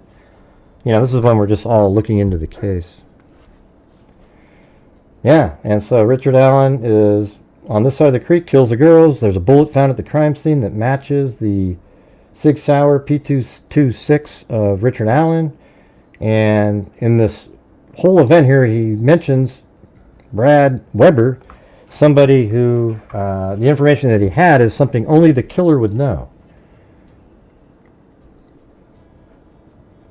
Yeah, I mean, there's just so many damning things. It's just unbelievable. The whole mental element of this case is purely to trick people into believing something else. Like, ooh, something else happened. Well, it wasn't there. We already know it wasn't there, Andrew, James. I already explained it to you. His phone, if it pinged off a tower, it would have shown up on the cell phone data. Richard Allen disposed of the phone. It's really obvious, everybody. He disposed of the phone, and nobody has ever found that phone. He did it because he is the killer in the case.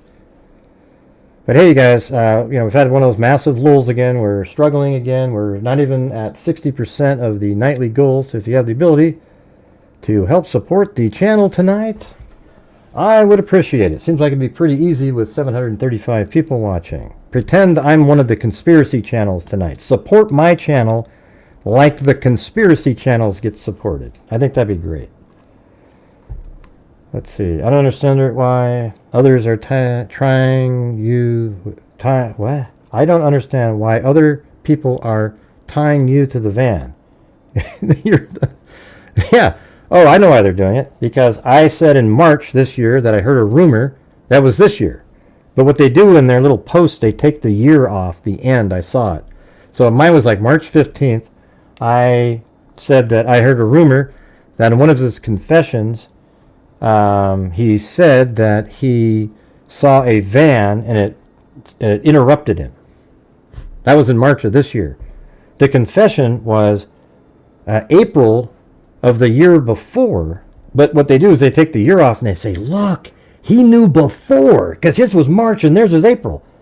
It was like a year before, and it was after, I believe the judge, I don't remember if it was after or before, but somewhere right around the time where they were debating whether or not to allow the prosecution access to the notes. And I think it was after that. Hey, thanks, Jeff. Somebody remembered me tonight, for God's sakes. Thank you very much.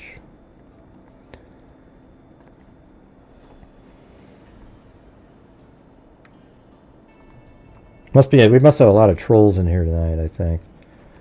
Troll City watching. So they all go, you know what's funny though? They go, ooh, Gray must have said something. Ooh, that's how I knew. No, the rumor was that he confessed with that information in it. You see what I'm saying? He already had confessed. That's how we know about this.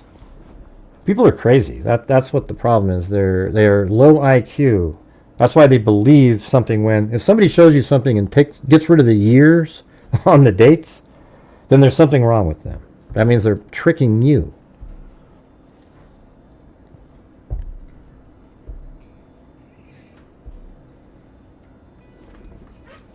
Well, I guess you guys aren't going to support my channel like I am a conspiracy theory channel.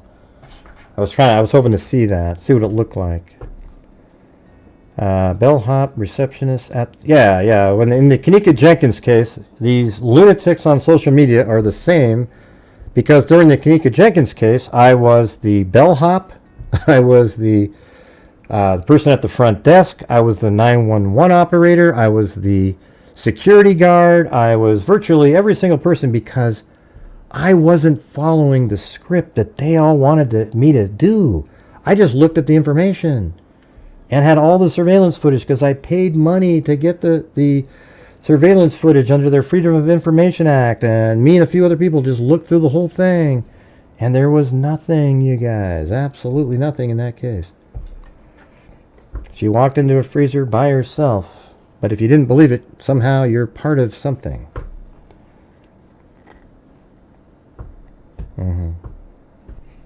Yeah, Strawberry Rain was around that time.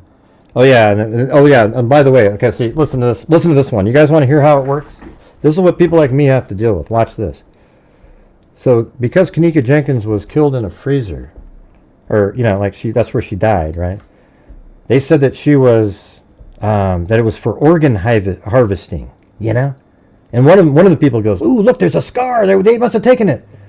And I'm thinking, are you kidding me? So there's already a scar? They took the organ out and now it's just this old scar there? Right. So then what happened was my dad is, he's retired now, but he was a nephrologist. And he was head of the kidney transplant unit in Portland. But he is from Chicago, where this took place. My dad, had a resident, that's where he grew up and everything. So they go, oh, look at that. There's a connection there. It's and they go through this whole thing relating it to this other company and this other thing. And it's just, man, after a while, it's almost funny. It's so stupid. Anyways, maybe I can open up the lines here. But man, you guys, I'd really appreciate you guys' support. We're just drowning tonight. Let me get the...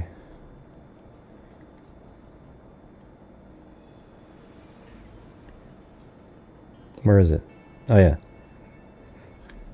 Yeah, so I'm going to try it. Like, if somebody gets in here, I think if I turn off this...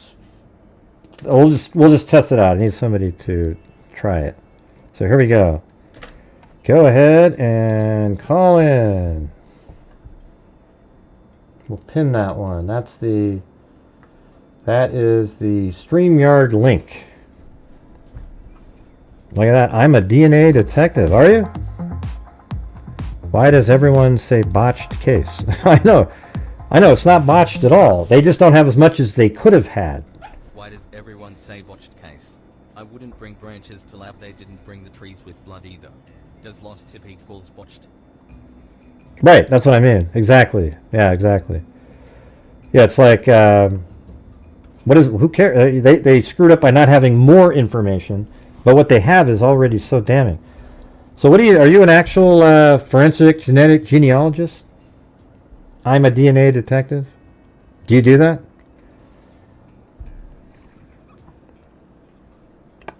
Just want to know.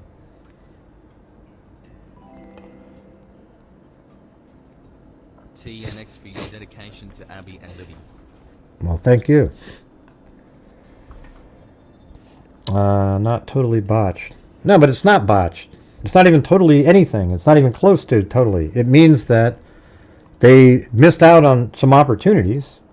However, what they do have is enough. It's way more than enough. There is no reasonable doubt in this case, you guys. None. You might pretend something's reasonable that's not. Really? Who do you work for? Do you work for anybody like... do you just do it for fun, or do you work for like the DNA Doe Project? I mean, you've probably heard of Dr. Colleen Fitzpatrick with Identifinders. That's who we affiliate with, and she comes on my show, and we give them lots of money to solve cases. That's very cool, though. Very cool.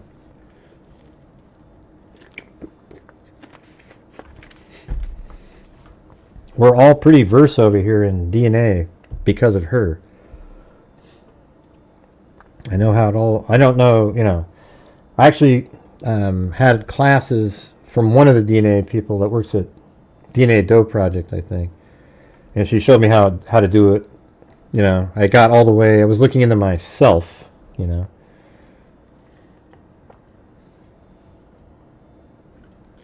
yeah? Yeah, cool. Well, you should get a hold of Dr. Colleen Fitzpatrick. Maybe she can, see how you work. See if you're any good. All right? You never know. She's a nice person. Might give you a shot on a case and see how it goes, I think Misty Gillis is probably the best there ever was. She is like, she's almost like a savant. Thank you, Katya T. Well, come on, call in. Let's get some of your ideas, you guys. We don't do panels here, but you can call one in at a time. I'm going to try it to see if the audio works better if I turn off this it's like the system audio button. And I'm wondering if you can still hear them anyways. So I guess that would be the key. If not, then I can't have it on. Hello, Miss Enigma. You want to work for Dr. Colleen? What would you do for her? 867-5309. Or Jenny Penny. Yeah. Well, I bet you'd be pretty good at it, because your mind sort of works that way. Yeah, janitor. Hey, no, listen, I bet you would be good at it if you just learned how to do it, because your mind sort of works like that. Yeah.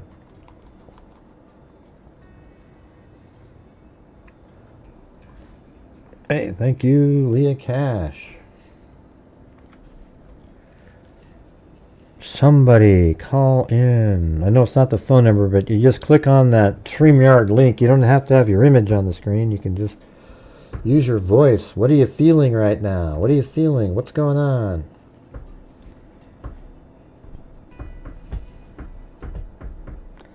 I'm surprised no one mentioned that Richard Allen was treated as an inpatient for alcohol or depression or something right after the murders. I don't know if that's true, actually. I think it was earlier. It was like 2015 or something. It wasn't after the murders. That's been the rumor, but at trial they came up with the date.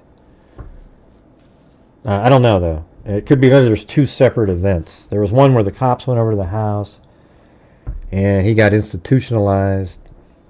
And it sounds like that's the same one.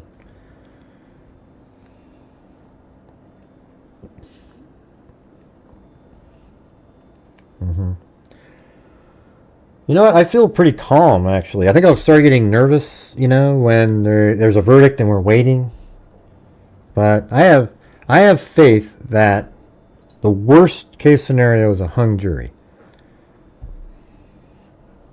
I can't imagine a bunch of people in there erring on the side of not getting justice for two little girls.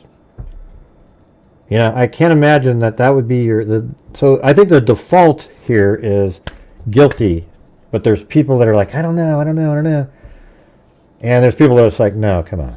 This is obvious. Look at this. And they're not going to budge. But I think the holdout has a better chance of switching over to guilty than if it was the other way around.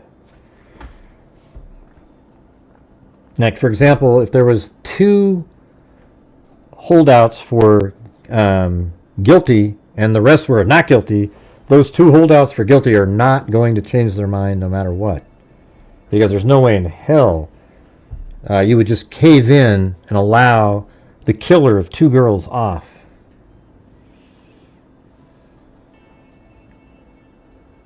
Richard Allen didn't even tell his wife he was on the bridge that day. He said he went to the trails, but he didn't say he went to the bridge. He never mentioned it to her. Why not, man? Wouldn't that be something you would mention? After there was a homicide and you literally thought of calling the tip line. Now, somebody says that the wife got him to call the tip line. I don't know. Does that make sense? I guess it could. That would mean he says, I was at the trails that day, and she goes, yeah, call the tip line. I don't know. I think that's a made-up story for trial. I think he called to get ahead of the story. I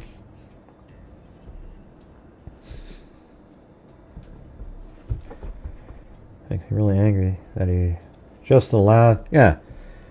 I mean, Richard Allen virtually begged his mother and his wife to confess to the case. He literally was like, just please believe me.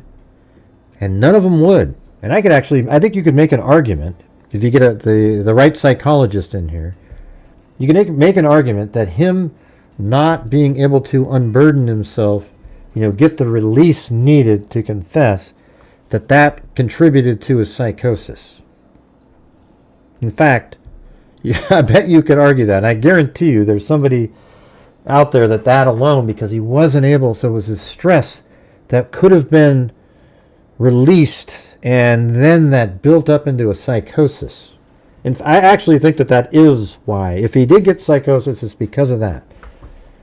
He had the guilt, and he was trying to unburden himself of the guilt, get right with God, and as long as he could see them all in the afterlife, etc. And they just wouldn't have it, for God's sakes. They wouldn't have it.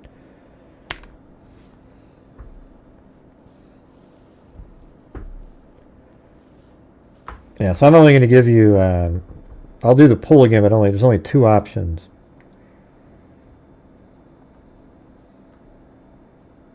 Oh.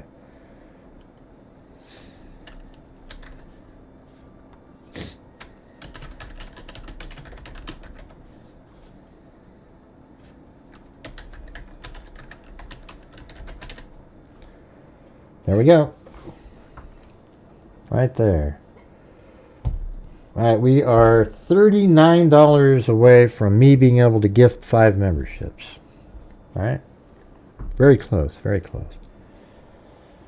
I know, I do, Michael, I do, but I don't get, I don't make it into the algorithm somehow. Like, I don't get distributed. It's always been like that as well on a lot of videos that I make. Sometimes I get lucky, I get put into the right one, but... I don't mind 700 and something, I think what it is I'm not open to the conspiracy nutters. And this case is filled with them. I actually believe this case... I think right now, if I was aligned with the lunatics like Burkhart and, Lee and the other guys, I think I'd have like 3,000, 4,000, 5,000 people watching. If I was selling something I didn't believe in. Oh my God, look at this. Oh, there's no way that's Richard Allen. Look at these three girls. They describe somebody totally differently. Let's leave out the part where they identified him. They look like the bridge guy. But anyways, look at this other person. They saw somebody, oh, he's tall and handsome and everything, got curly brown hair, you know, and he didn't see them either. So it must have been 2 or 3 different guys there. And then there was this other guy, you know, I could go on and on and on and on and on. It's just not accurate. It's not true. But people want to see that. And you know that, right? Because the people watching those are all those people. They have 7,000 or 8,000, 10,000 people watching. And, you know, in those crowds, there's like 300 people that think he's guilty.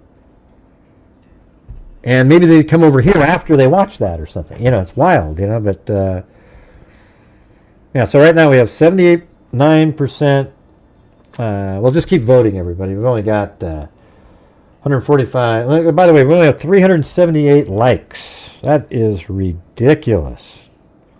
Okay, so we're going to need to get those numbers up and hit that like button, 10, 20, 25, 30, 35, 40, hit that like button, 40, 45, 50, 55, 60, don't hear 70, 70, 70, oh, sold a man with 70, hey, use your nose, use your toes, whatever blows, hit that like button,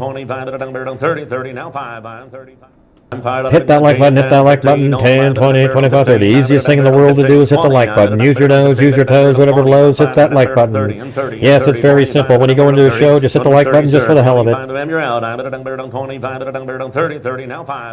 Right, so we got up to about 400. The rest of the people in here are trolls, okay? Great, just because I didn't hit the like button doesn't make me a troll, you bastard. Hey, Jesus. Let's see. They also cry, I'll hit the like button if I want to. You can't tell me what to hit, Gray. Okay, then don't hit it. Nobody cares. I was just asking you to. All right? Yeah, let's see. Yeah, maybe I think I'm on live chat. Oh, that's what I'm supposed to be on. Yeah. That should be the default. Don't you guys agree? Like YouTube needs to have the default live chat. You know, it's weird. We had, the numbers were different earlier. I think we had, no, I think it was about the same, right? Got in here just in time to click that like button. God, I listened to this guy and he sounded like he was whining. I took off. Yeah. Why you gotta be a bastard? Yeah. So like I said a minute ago, we're about 39 short of me giving away 5 memberships. Hopefully Cindy might luckily get one. We just don't know. She's been on the waiting list for about 9 years now. But Gray, I don't know. Nobody's calling in. There's a link at the top of the page, StreamYards. You just click on it and use your voice. Let's see if it works. Other than that, pointless. Well, good. Faz's Super Babies. What is that anyways? What is Faz's Super Babies? Do you have these babies that are incredibly strong when you give birth, or do you have puppies that you're referring to as babies? Faz's Super Babies. You go into her house and you look in there. Her babies are doing curls. And then I went into the other room. So she invited me over, and I went into this other room. They were doing squats. A little tiny baby. It was incredible. Tuesday is Veterans Day. Oh, is it? I thought it was Monday. Let's see. DJ, I think the jury wanted to hear his voice. Yeah, I think that's exactly why they took the video and the Holman video and they wanted to compare the voices. But apparently the October 13th video interrogation's better for the voice. But, you know, who knows, you know. They probably got to see his attitude and how he really is in that one, though.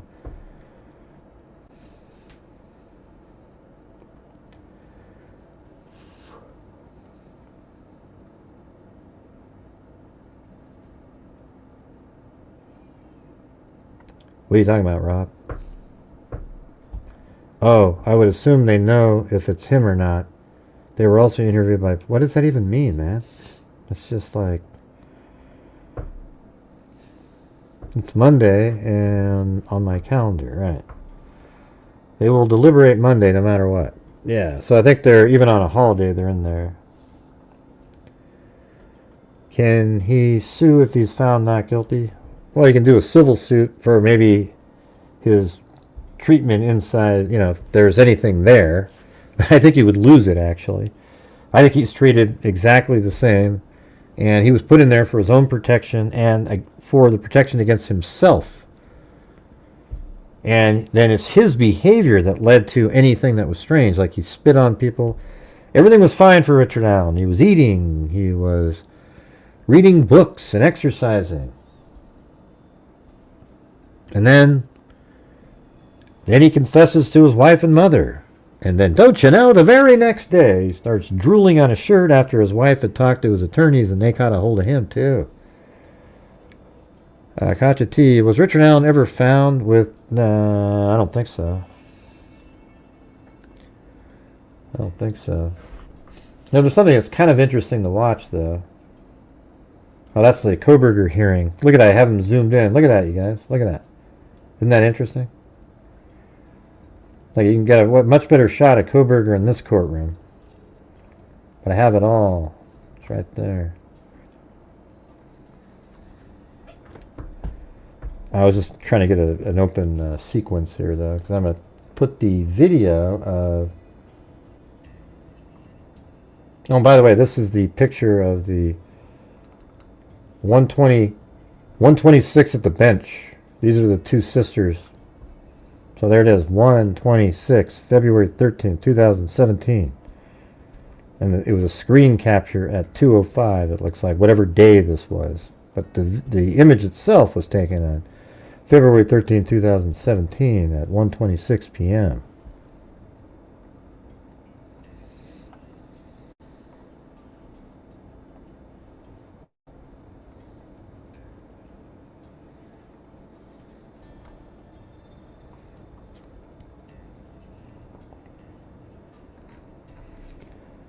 Thank you to Katja T. Now we're still 37 short. Way to go, everybody. Way to go. It's just ridiculous. Let's see.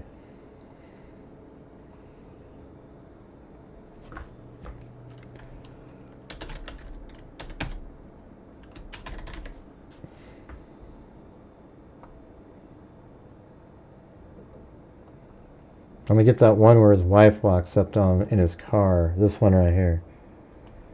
This one, I thought this one was pretty interesting.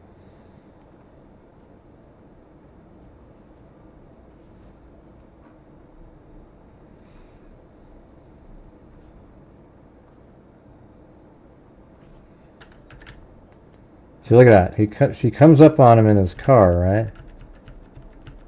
And he's slow motion it. He doesn't know she's there yet. And look at he's got something up there. You see that? And look, he's got that right there. I don't know. It looks like a crossword puzzle almost. I don't know what he's doing, but why does he cover it up really quick? Yeah, I don't know if that's a crossword puzzle or what he's looking at here. But look, he's like, and he covers it up with something. Why would you do that? It kind of does look like a crossword puzzle, though, doesn't it? Or maybe underneath that was, maybe he had that on top of the pad and he pulls it out. You know, what's on that thing? That looks like an iPad there. You see that?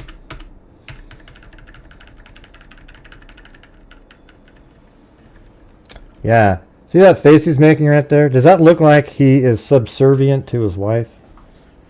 Hey, thank you. Tighten up. Hey, we're getting close. We're getting close. We are... What is it? 17 short now. 17.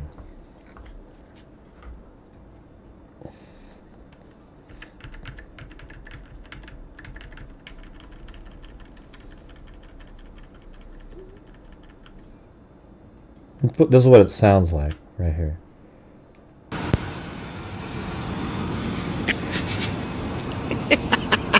There's a wheelchair coming up.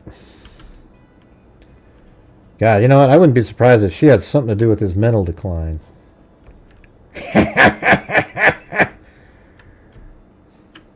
Let's see. What's the other one? But this one? Let's play that one. Look at that. We're going down. See? Same thing.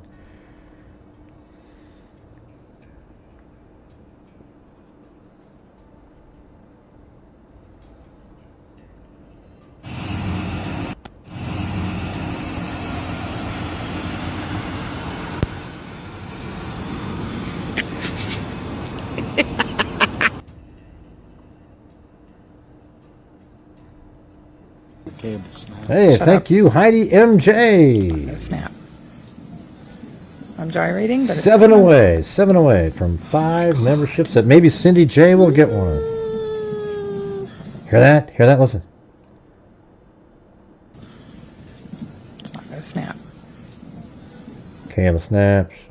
Ginger snaps. Down. Hey, the cable snaps. Shut up. It's not gonna snap. Shut up. I'm It's not gonna gyrating, but snap. it's not gonna snap. There's a wheelchair coming up. Oh, I got somebody here. Hold on. I didn't realize there was somebody sitting here. All right. Hello. Can you hear me? Hello? Can you hear me? Yeah, can you hear me? And then let me ask, I got to test something. Can you guys hear her right there, you guys? Could you hear her say Hi. hello? Hi, Hello. Allison. I just want to make sure that they can hear you because I have this button unpressed. Can you guys hear her say anything, you guys? Put a 1 in the chat if you can. Okay, you can. Okay.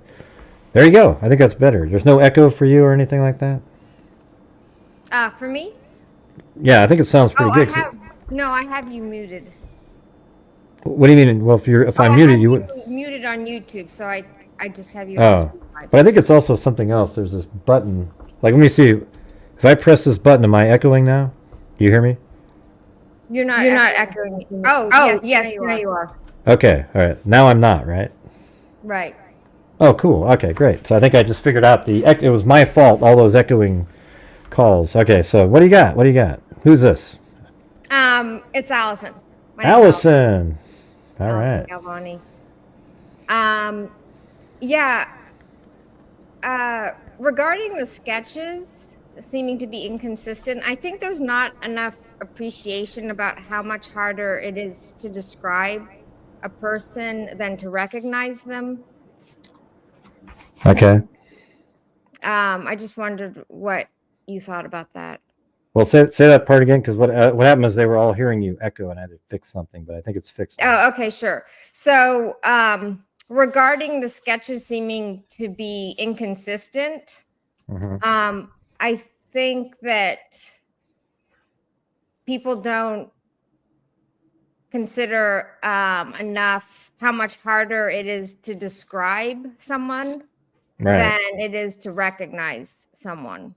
So, I think the witnesses are able to say, oh yeah, that's the guy I saw, even though their sketches may not match each other. Yeah, I mean, it's a common thing. There's a video that I watched. I think Fig Sol sent it over to me, where there's all these people in a college, and you're in the big auditorium and people are talking, and this guy comes in and steals a briefcase in front of the desk and then runs out with it. And they're like, whoa, what was that? And like 10 minutes later, they asked everybody, could you describe the person? And man, they were all over the place. It wasn't even close. And then eventually they bring him in. It was like, whoa. When they see him, they go, yeah, okay. But it's interesting how when people start describing, when they're not told to remember what somebody looked like, and that would even be a better chance of remembering, right? Because it's an event that's happening. But if you're just walking by somebody, you would glance at them, and then later, if you're shown a picture, you go, "Oh yeah, that was the one." But your memory of what they look like might be pretty difficult to come up with something accurate. Right. Yeah, that I totally agree. I also wondered if you thought that his wife is in denial and if his lawyers, because what's striking to me is apparently, when they're Tried to both confess. when they're both being interviewed and she's Mm. allowed to talk to him, she says, "Oh, you didn't tell me you were on the bridge. How did your bullet get there?" Like Mm-hmm. she sounds very skeptical Of of him, him, yeah. like Right. thinking he's guilty, but Mm-hmm. then she's still supporting him now.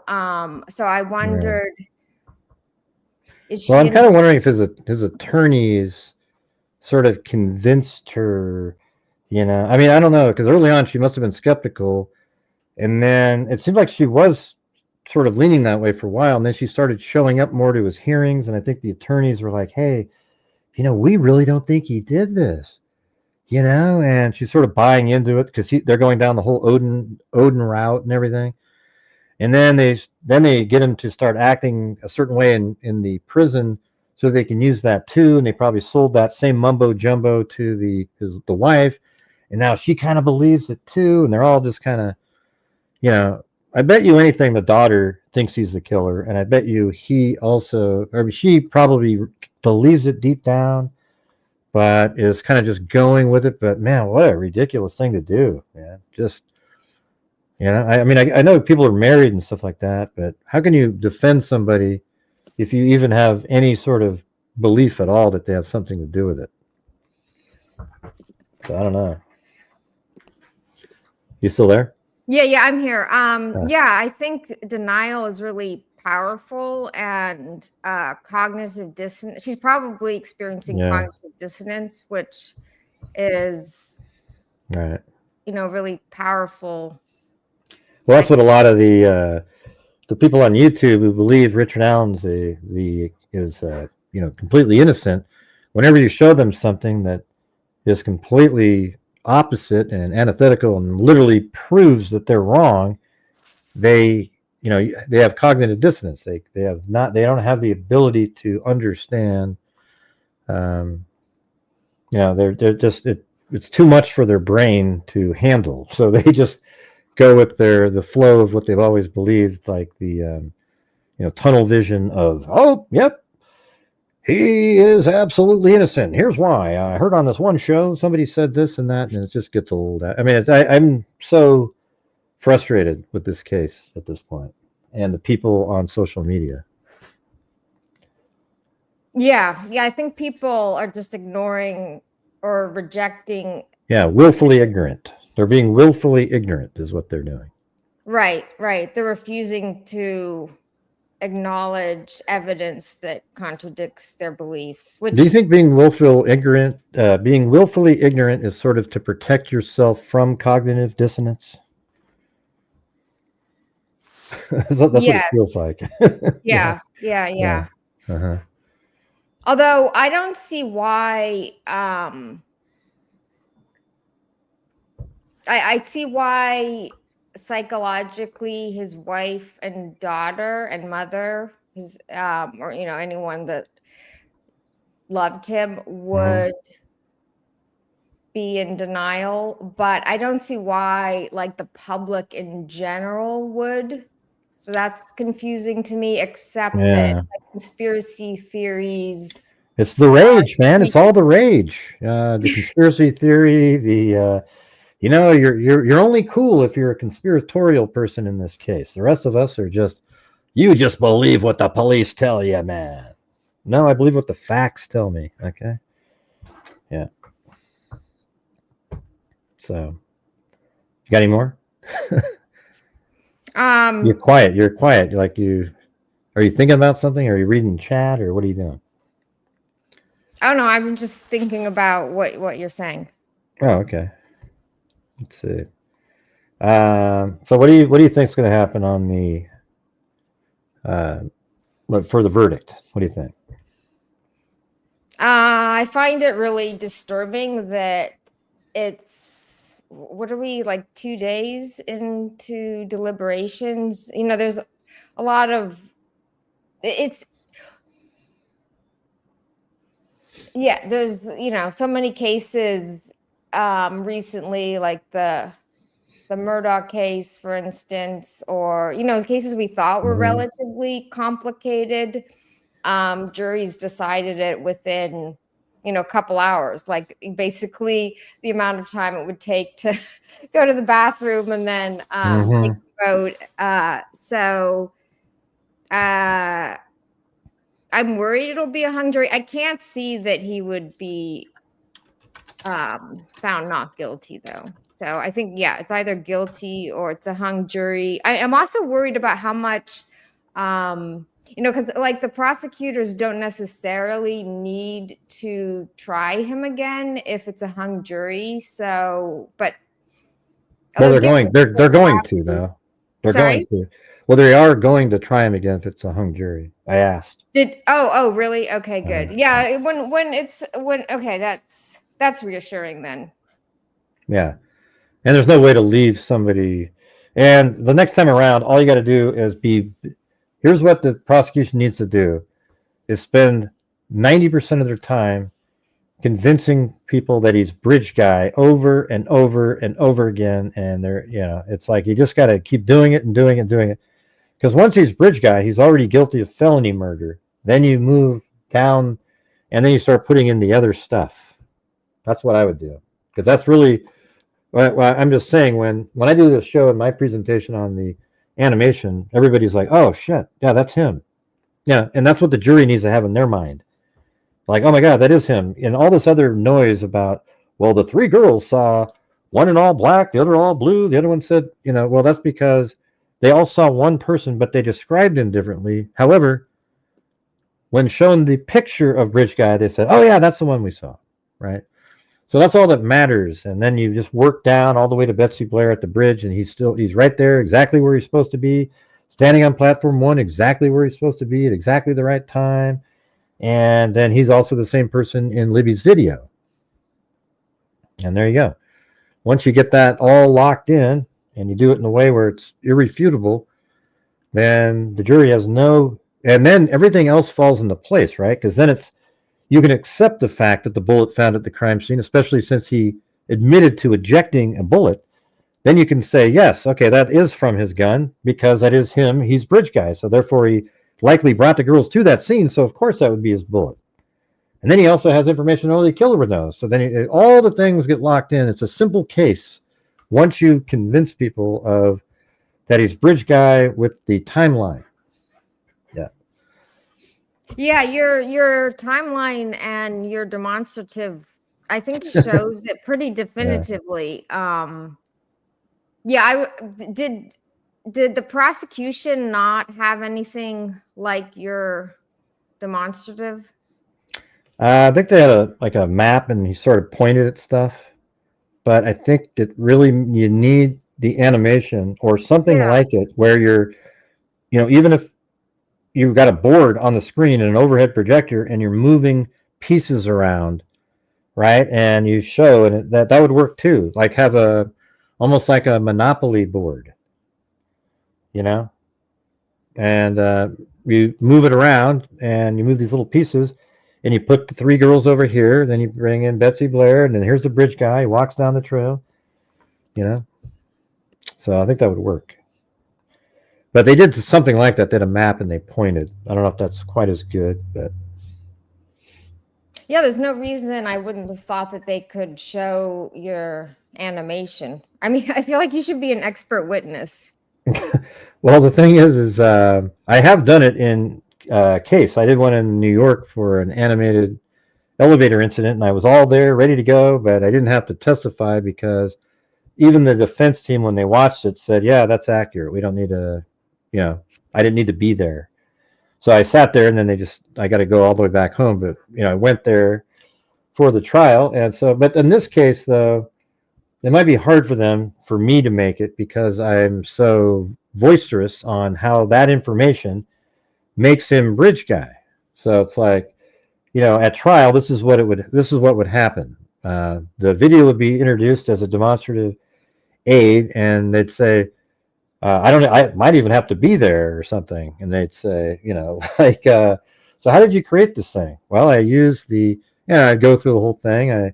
This is just an estimate that it would take 11 minutes to go. And then they'd go, so you're the YouTube channel Grant Hughes Investigates, right? Well, look this is what you said on some of your shows. But they might not want to read that in court. I might not even make it there, though. But if you read in court that you said that he's 100% guilty based on the timeline, wouldn't that make you biased when you made this? And I would just say, the information in the chart is what allowed me to know that he is guilty, or that he is Bridge Guy. That's what I'd say. The information in this animation is what led me to know that he is Bridge Guy. He has no out. And this is all based on the information in the probable cause and what was presented at trial. And this is it right here. And then that would probably make them a little nervous to ask me that question, because that's where I would end up saying, but it doesn't mean the information in the video is inaccurate. It's just true information. That's it. Yeah, exactly. Right. I mean,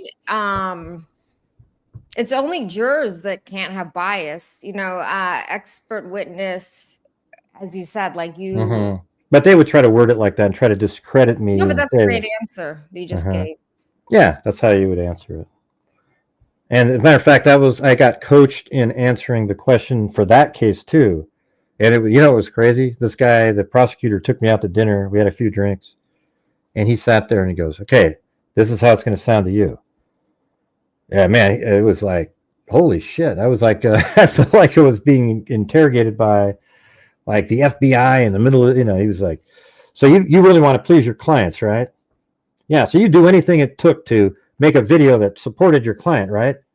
And then I would just say, I wouldn't make a video based on what my clients believed or with false information. If the information that I put in the video matches what they're saying, it's just a coincidence or something. It's like, I just put the factual pieces of information, like, for example, in that case, the victim sat there and described to me exactly what happened, and I put that in the video. She got her leg trapped in the elevator door, burning all the way up to the 8 floors, and it got stuck, and then leg got dragged through that little gap between it was just disgusting. And then she reached for it, and then her hand got stuck, so I put all that in there.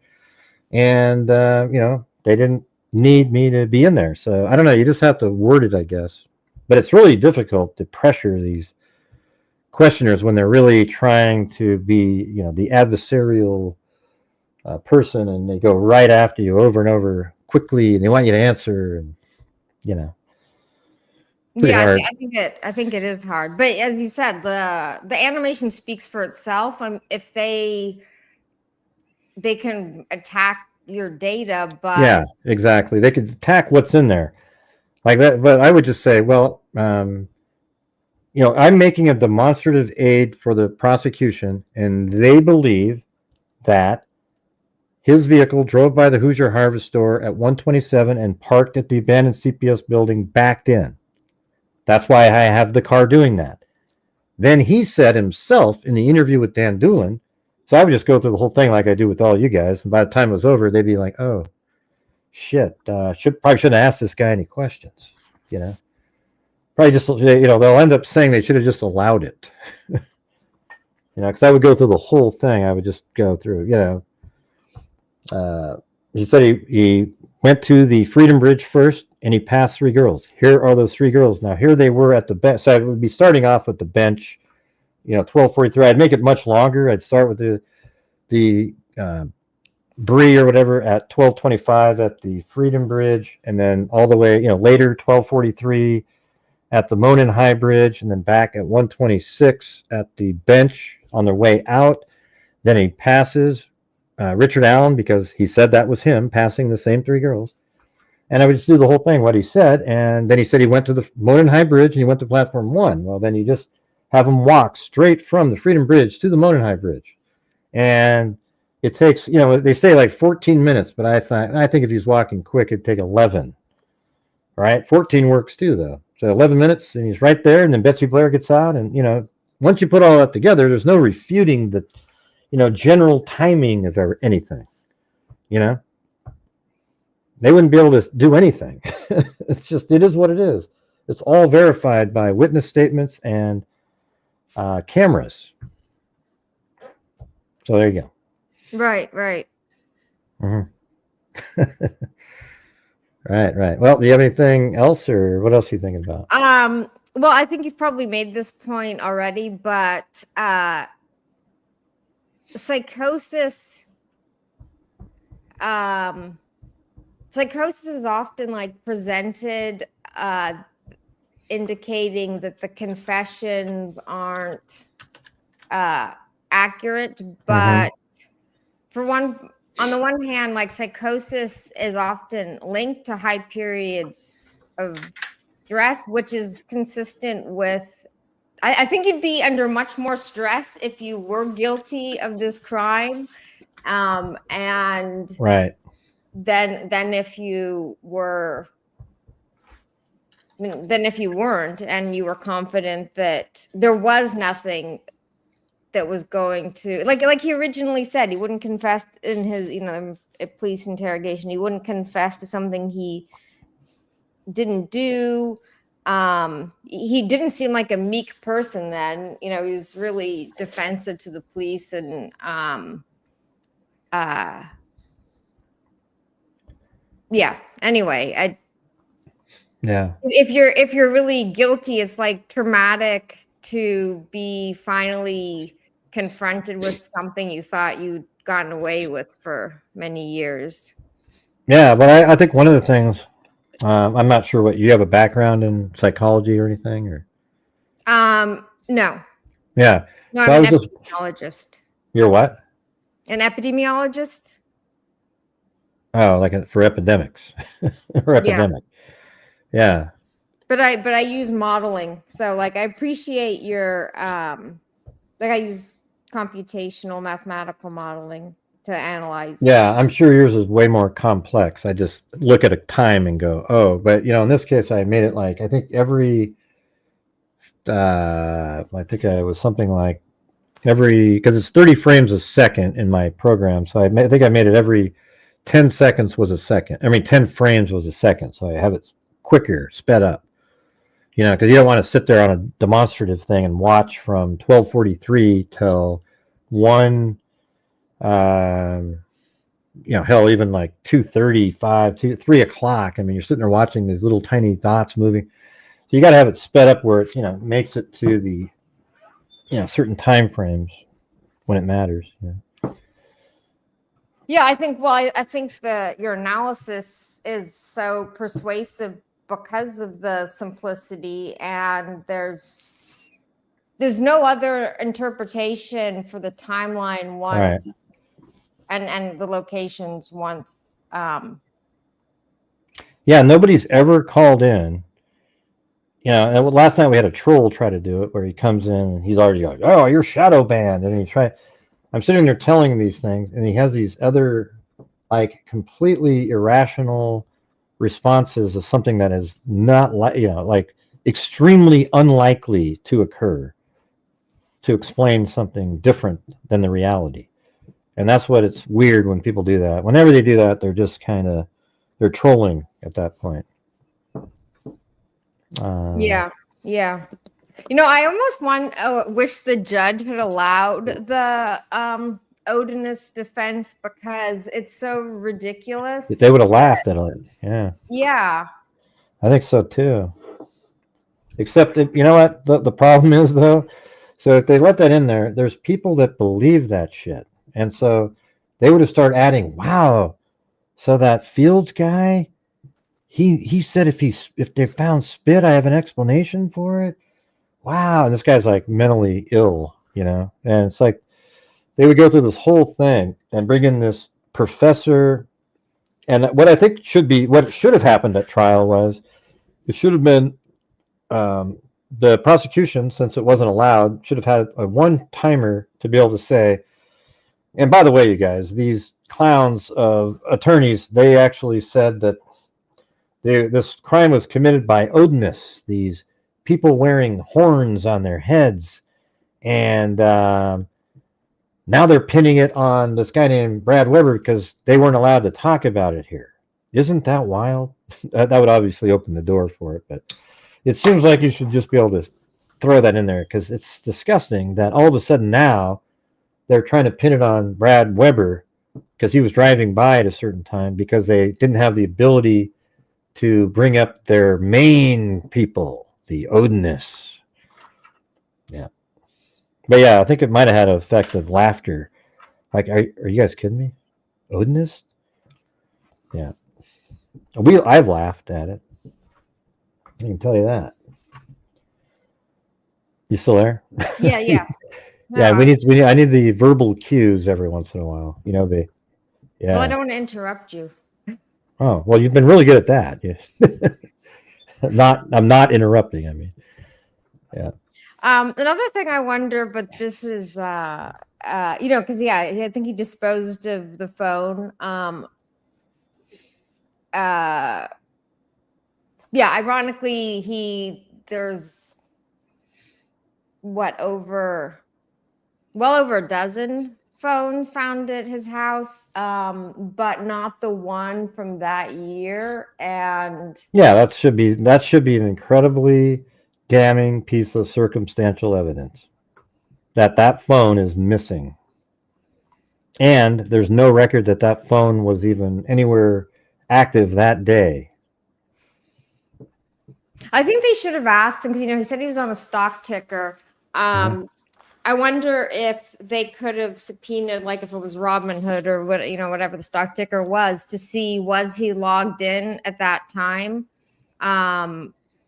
Yeah, that would have been like, what account do you use to? He might have just said he was on like Yahoo or something, looking at the stock ticker. He wasn't logged into his account. You can watch it anywhere. You can get the quotes. But anyways, I don't know. That guy. I mean, it's weird how there's people questioning that part of it. Obviously, the phone wasn't there. He didn't have it with him.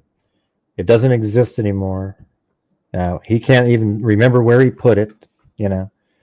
Pretty strange. Yeah. Yeah, it's also can you imagine someone handing you a photograph and asking if it was you and then saying, well, it's not me if it was taken on the girl's phone. Like you would just recognize that, I don't know, that's not me, or that could be me, Wait, hold on a second. Christy M's in there saying, it's not literally a stock ticker. It could have been watching the girls. Yeah, he wasn't looking at his stock ticker, everybody. Could he have been looking at it? Sure, but that's what he said. And all you're trying to do is prove whether or not he was on there. That's it. I don't know what your comment even means in there. That's kind of ridiculous. Anyways, go ahead. Keep going. Oh, about his response to the bridge guy photo, saying, when I said, is that you? Saying, well, it's not me. If she took the picture. If she took. Yeah. If it was taken with her, this is the sentence. That is me. That is not me. If it's taken with the girl's phone, it's not me. Meaning, it is me. If it's taken by another phone, if it's taken by some other phone or a different camera, that is me. But if she took it, it's not me. That's what he's saying. So basically, yes, it looks exactly like me, and I would say it was me, unless you tell me that girl took that picture. Yeah, it's really stupid. Yeah, I wonder if when the bridge guy photo was released, however many days after the crime, and then it was his 50 wife of said to him, "Hey, is that you?" And he Yeah. said, and then he's like, "Oh yeah, I was there." She's like, "Well, you should you should report." Yeah, I was there. Oh, that would be crazy if that's actually what happened. But yeah, the image was released on the 15th. Their bodies were found on the 14th. The image was released on the 15th, and it said in the article, it said, we want to talk. The law enforcement wants to talk to this person about what they saw that day. And guess what? The next day he called law enforcement to say what he saw that day. Because maybe you're right. Maybe wouldn't that be weird if the wife said, "Isn't this you? Why don't you tell them?" But then why would she say you didn't tell me you were on the bridge when the picture that was released is obviously on the bridge? So she would have seen that. So I don't know if that's what happened. But Oh, you think she could definitely tell that he was on the bridge? what's that? Well, I mean, I just yeah. I mean, she might have seen the picture and thought it looked like him, but he said he wasn't on the bridge, so probably went, it was just somebody else that kind of looked like him. I don't know. He's kind of blurry, you know. It's maybe he doesn't look exactly the way he normally looks anyways, because he probably had a hoodie on. Maybe he doesn't normally look like that when he's with them, and he was using it to hide who he was, had his, head down kind of. although she described that he had a Carhartt a blue jacket. Yeah, but when I look at the jacket, I mean, our Carhartt jackets, do they have that sheen to them sometimes? The shiny element? Or are they sort of more of a fabric? Because his jacket looks like it's shining, the bridge guy one. So I don't know if they make Carhartts that are blue with a little more of a shiny kind of a windbreaker feel to it. But Yeah, although in the lighting, his jeans almost look like that. So it might have just like been the way the light was hitting at that time of day. mm-hmm. Yeah. Yeah. All right. Well, I'm gonna go back to the chat. Maybe do some. You have any other thoughts or? No. Thanks for I appreciate all your dedication. Oh, well, thank you. What was your name again? Because people are questioning. They're like, Allison. Allison. They thought you were like some YouTuber or something. Oh, I do have a channel. Oh, my Jesus. father's alibi. Oh, yeah. What do you do? Are you a true crime YouTuber? Yeah, I actually called in a week ago or so. Yeah, so I don't remember you calling. Sorry? I don't remember you calling in a week ago. Oh, yeah, my mother was strangled when I Oh, was yeah, I 5, remember that. Mm-hmm. And my father used me as his alibi, but he had actually sent me to a relative's house the night she was killed. So I was his, so that's what my channel's about. Oh, I remember that. Did you ever send me an email? Maybe you did. I've been seeing so many emails during this case. It's like, it's just things get buried about the case.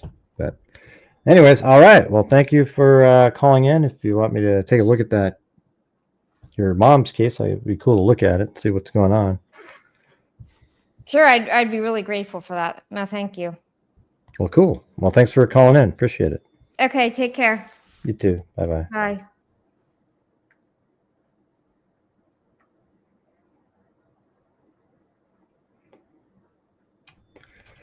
All right, you guys. I think that's going to do it tonight. About some missing. Oh, yeah, by the way, this is sort of interesting. You guys want to hear this?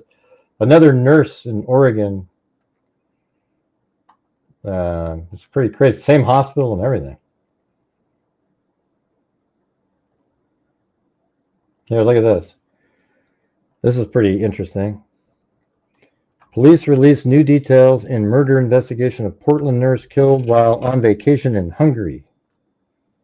Is that crazy or what? Yeah, look at this. I'm just going to go over this really quick. It says, let me get rid of it. Says Kinsey Mikulski was traveling abroad in Budapest when she went missing. She has been found dead and a suspect is in custody, according to Budapest police. She was just, yesterday I saw that she was just missing over there. Who walks like a duck, looks like a duck, and talks like a duck. It must be a duck. Just saying. That's right. Yeah, and then it says a Portland nurse who was reported missing while she was vacationing in Budapest, Hungary, has been, I think a couple days ago I heard about this, found dead, and a suspect has been arrested, according to Budapest police. New details about the investigation were released on Saturday. Kenzie Mikulski, 31, had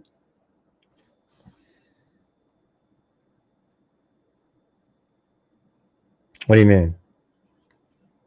Did you have a person 5'4" tall in the same spot? Oh, I don't have that. I know where he was on the bridge and was able to. I used a software program. Well, I used ChatGPT, the professional version, and got him. When I put it in there, he was 5 feet to 5'7". So that's pretty good. Kenzie Mikulski, 31, had last been heard from the early morning hours of November 5th, according to her friends and family. She was originally from New York, but was currently living in Portland, Oregon, working as a neurosurgery nurse practitioner at Providence St. Vincent's. That's the exact same hospital as that leather girl that was killed earlier this year. Isn't that crazy?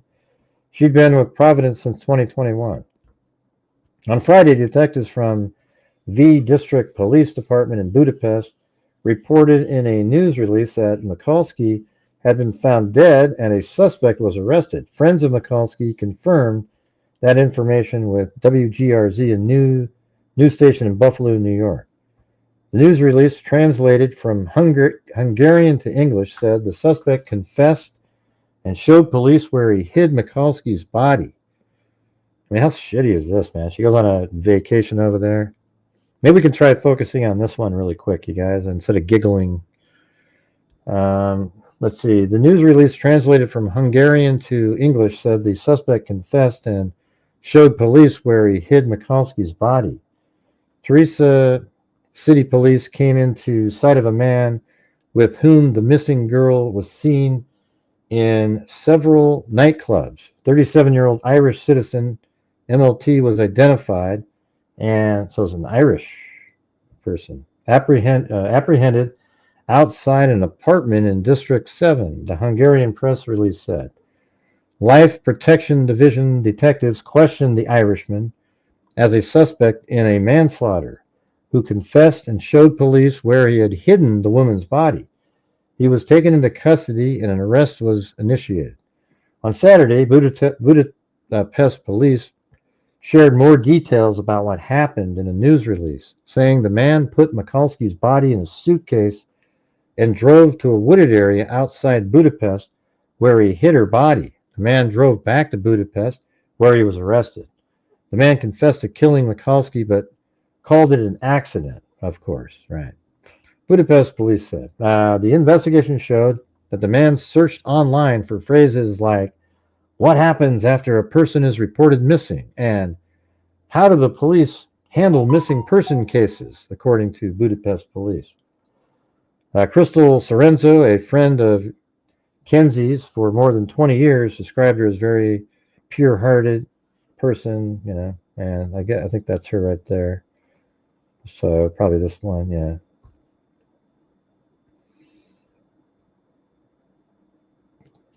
Yeah, very, very adventurous and brave. She has been everywhere.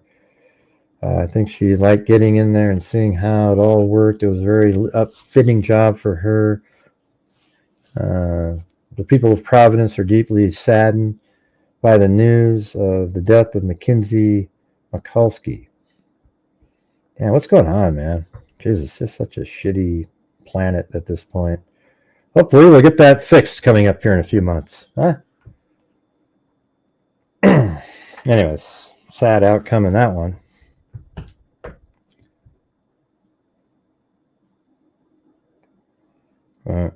Well, it's only $1.99, Cindy. I'm pretty sure you can, probably get one instead of having everybody keep trying to get you one. Yeah.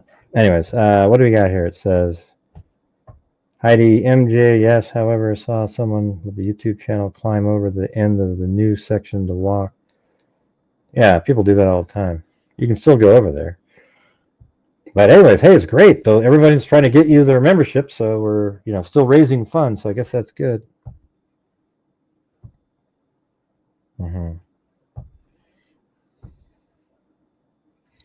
I can send you a case of Indian lady who was murdered. I don't know. I'm kind of busy on this one for now. All right, so let's see. Thank you to Karen, David Arnold, Crystal Visions, Daniel Luckcraft, new member, Sammy Day, L. Waters, Tammy, Herbert Landscaping, gifted 5. Thank you, Herbert. Or, whoever is behind Herbert Landscaping. And then L. Waters, My Father's Alibi, then L. Waters. Oh, that's who that is, My Father's Alibi. That's the one who called in. L. Waters, and then My Father's Alibi again. Then Andrew James, Michelle H, M10, My Father's Alibi again. Then Kathy Friedenmaker, Bella M, Wendy Van Rokel, My Father's Alibi again. Thank you so much. And then Charlene, M10, Katja T, Dennis Boyd, 8675309. Maybe I could do it over here, though. Here, maybe I'll do it like this. I'll start over again. So then it was Karen right out of the gate. All right. Then we've got David Arnold. Then Crystal Visions. Then Daniel Luckhart became a new member. Welcome. Then Sammy Day, gifted 1 Gray Hughes Investigate member. Then this one is, when did logic and common sense have to be checked at the door with these people? The hair was not a mystery. Exactly. Tammy, look at those slumped shoulders. Exactly the same. That's right, everybody. That is Richard Allen is Bridge Guy. That's the same person.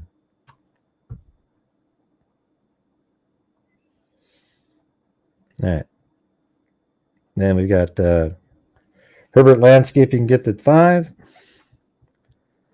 Then we've got L.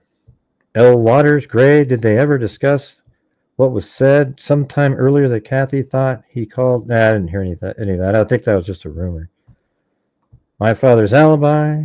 They recovered more than a dozen old phones from his home. I think we went over those when they came in. My Father's Alibi again. Then we have Andrew James. Gray did some mapping. Yeah. I think it's, I had 31 minutes, so, it could be around that same time. But, if you live there, you can get by a lot quicker. And it also depends on when you're getting off, is it rush hour, etc. Then we got Michelle H. Then M10. My Father's Alibi. Then Kathy Friedenmaker. Bella. Hung jury, 2 states, Indiana, Missouri, give the judge authority to determine sentencing. Okay, I think we kind of figured that out after a while. Wendy Van Rokel, do people generally run around? Wait, do people generally run around off trail there? I think when you cross the bridge, some people go exploring. My Father's Alibi.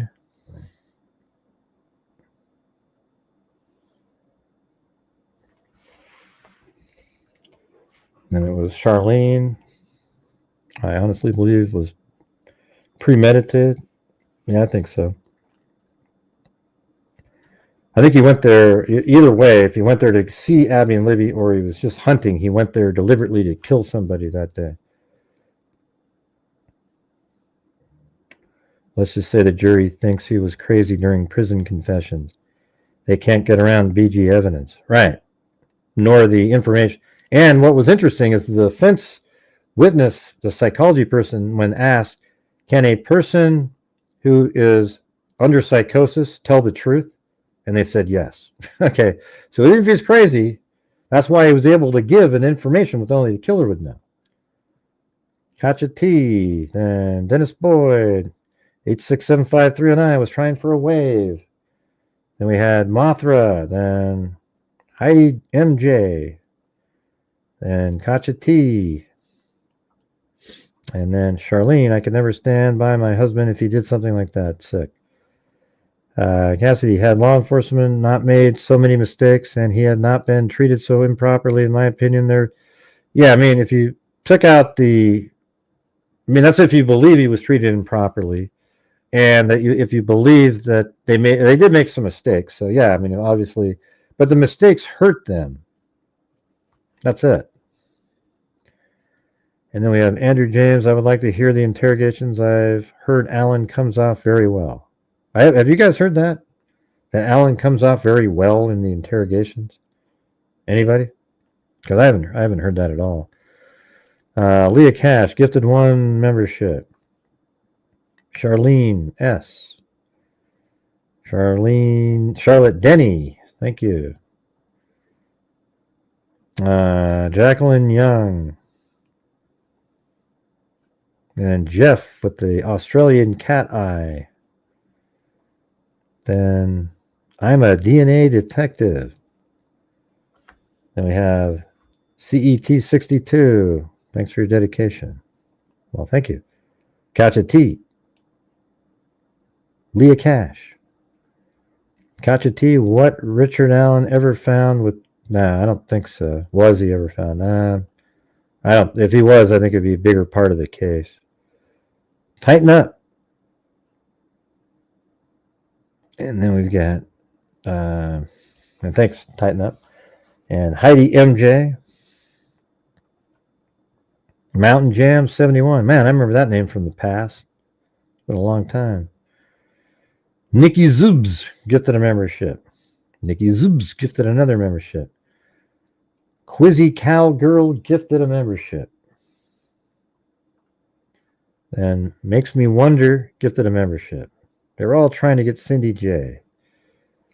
And Mallory Beavers. Cindy, this is for you. Right, then I gifted 5, or I guess Tighten Up gifted 5. And then I gifted 5, so 10 came in right away. So thanks, Tighten Up. I didn't even see yours because mine was right on top of that in the same minute. So thank you. And then Texas RN, if it walks like a duck, looks like a duck, and talks like a duck, it must be a duck.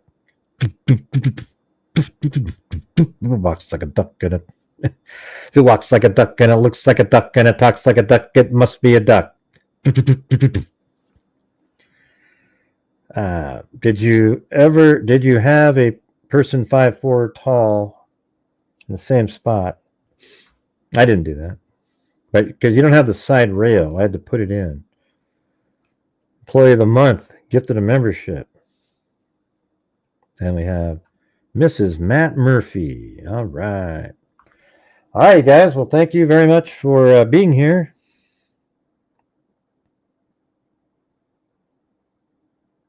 And where is it? Yeah, I appreciate you guys being here, and we'll see you guys tomorrow, okay?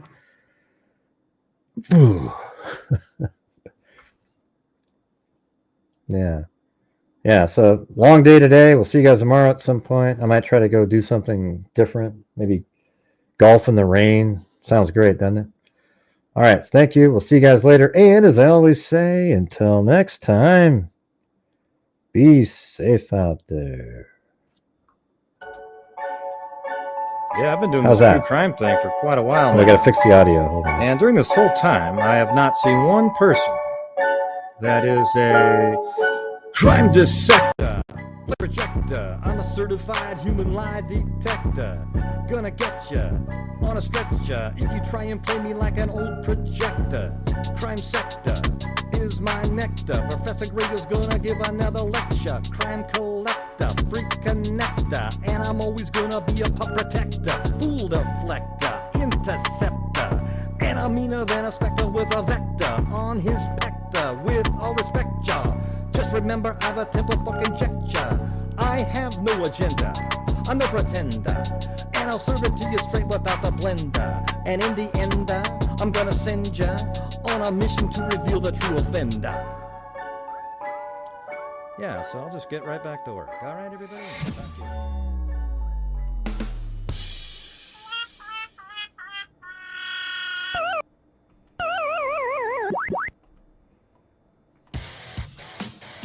Correct.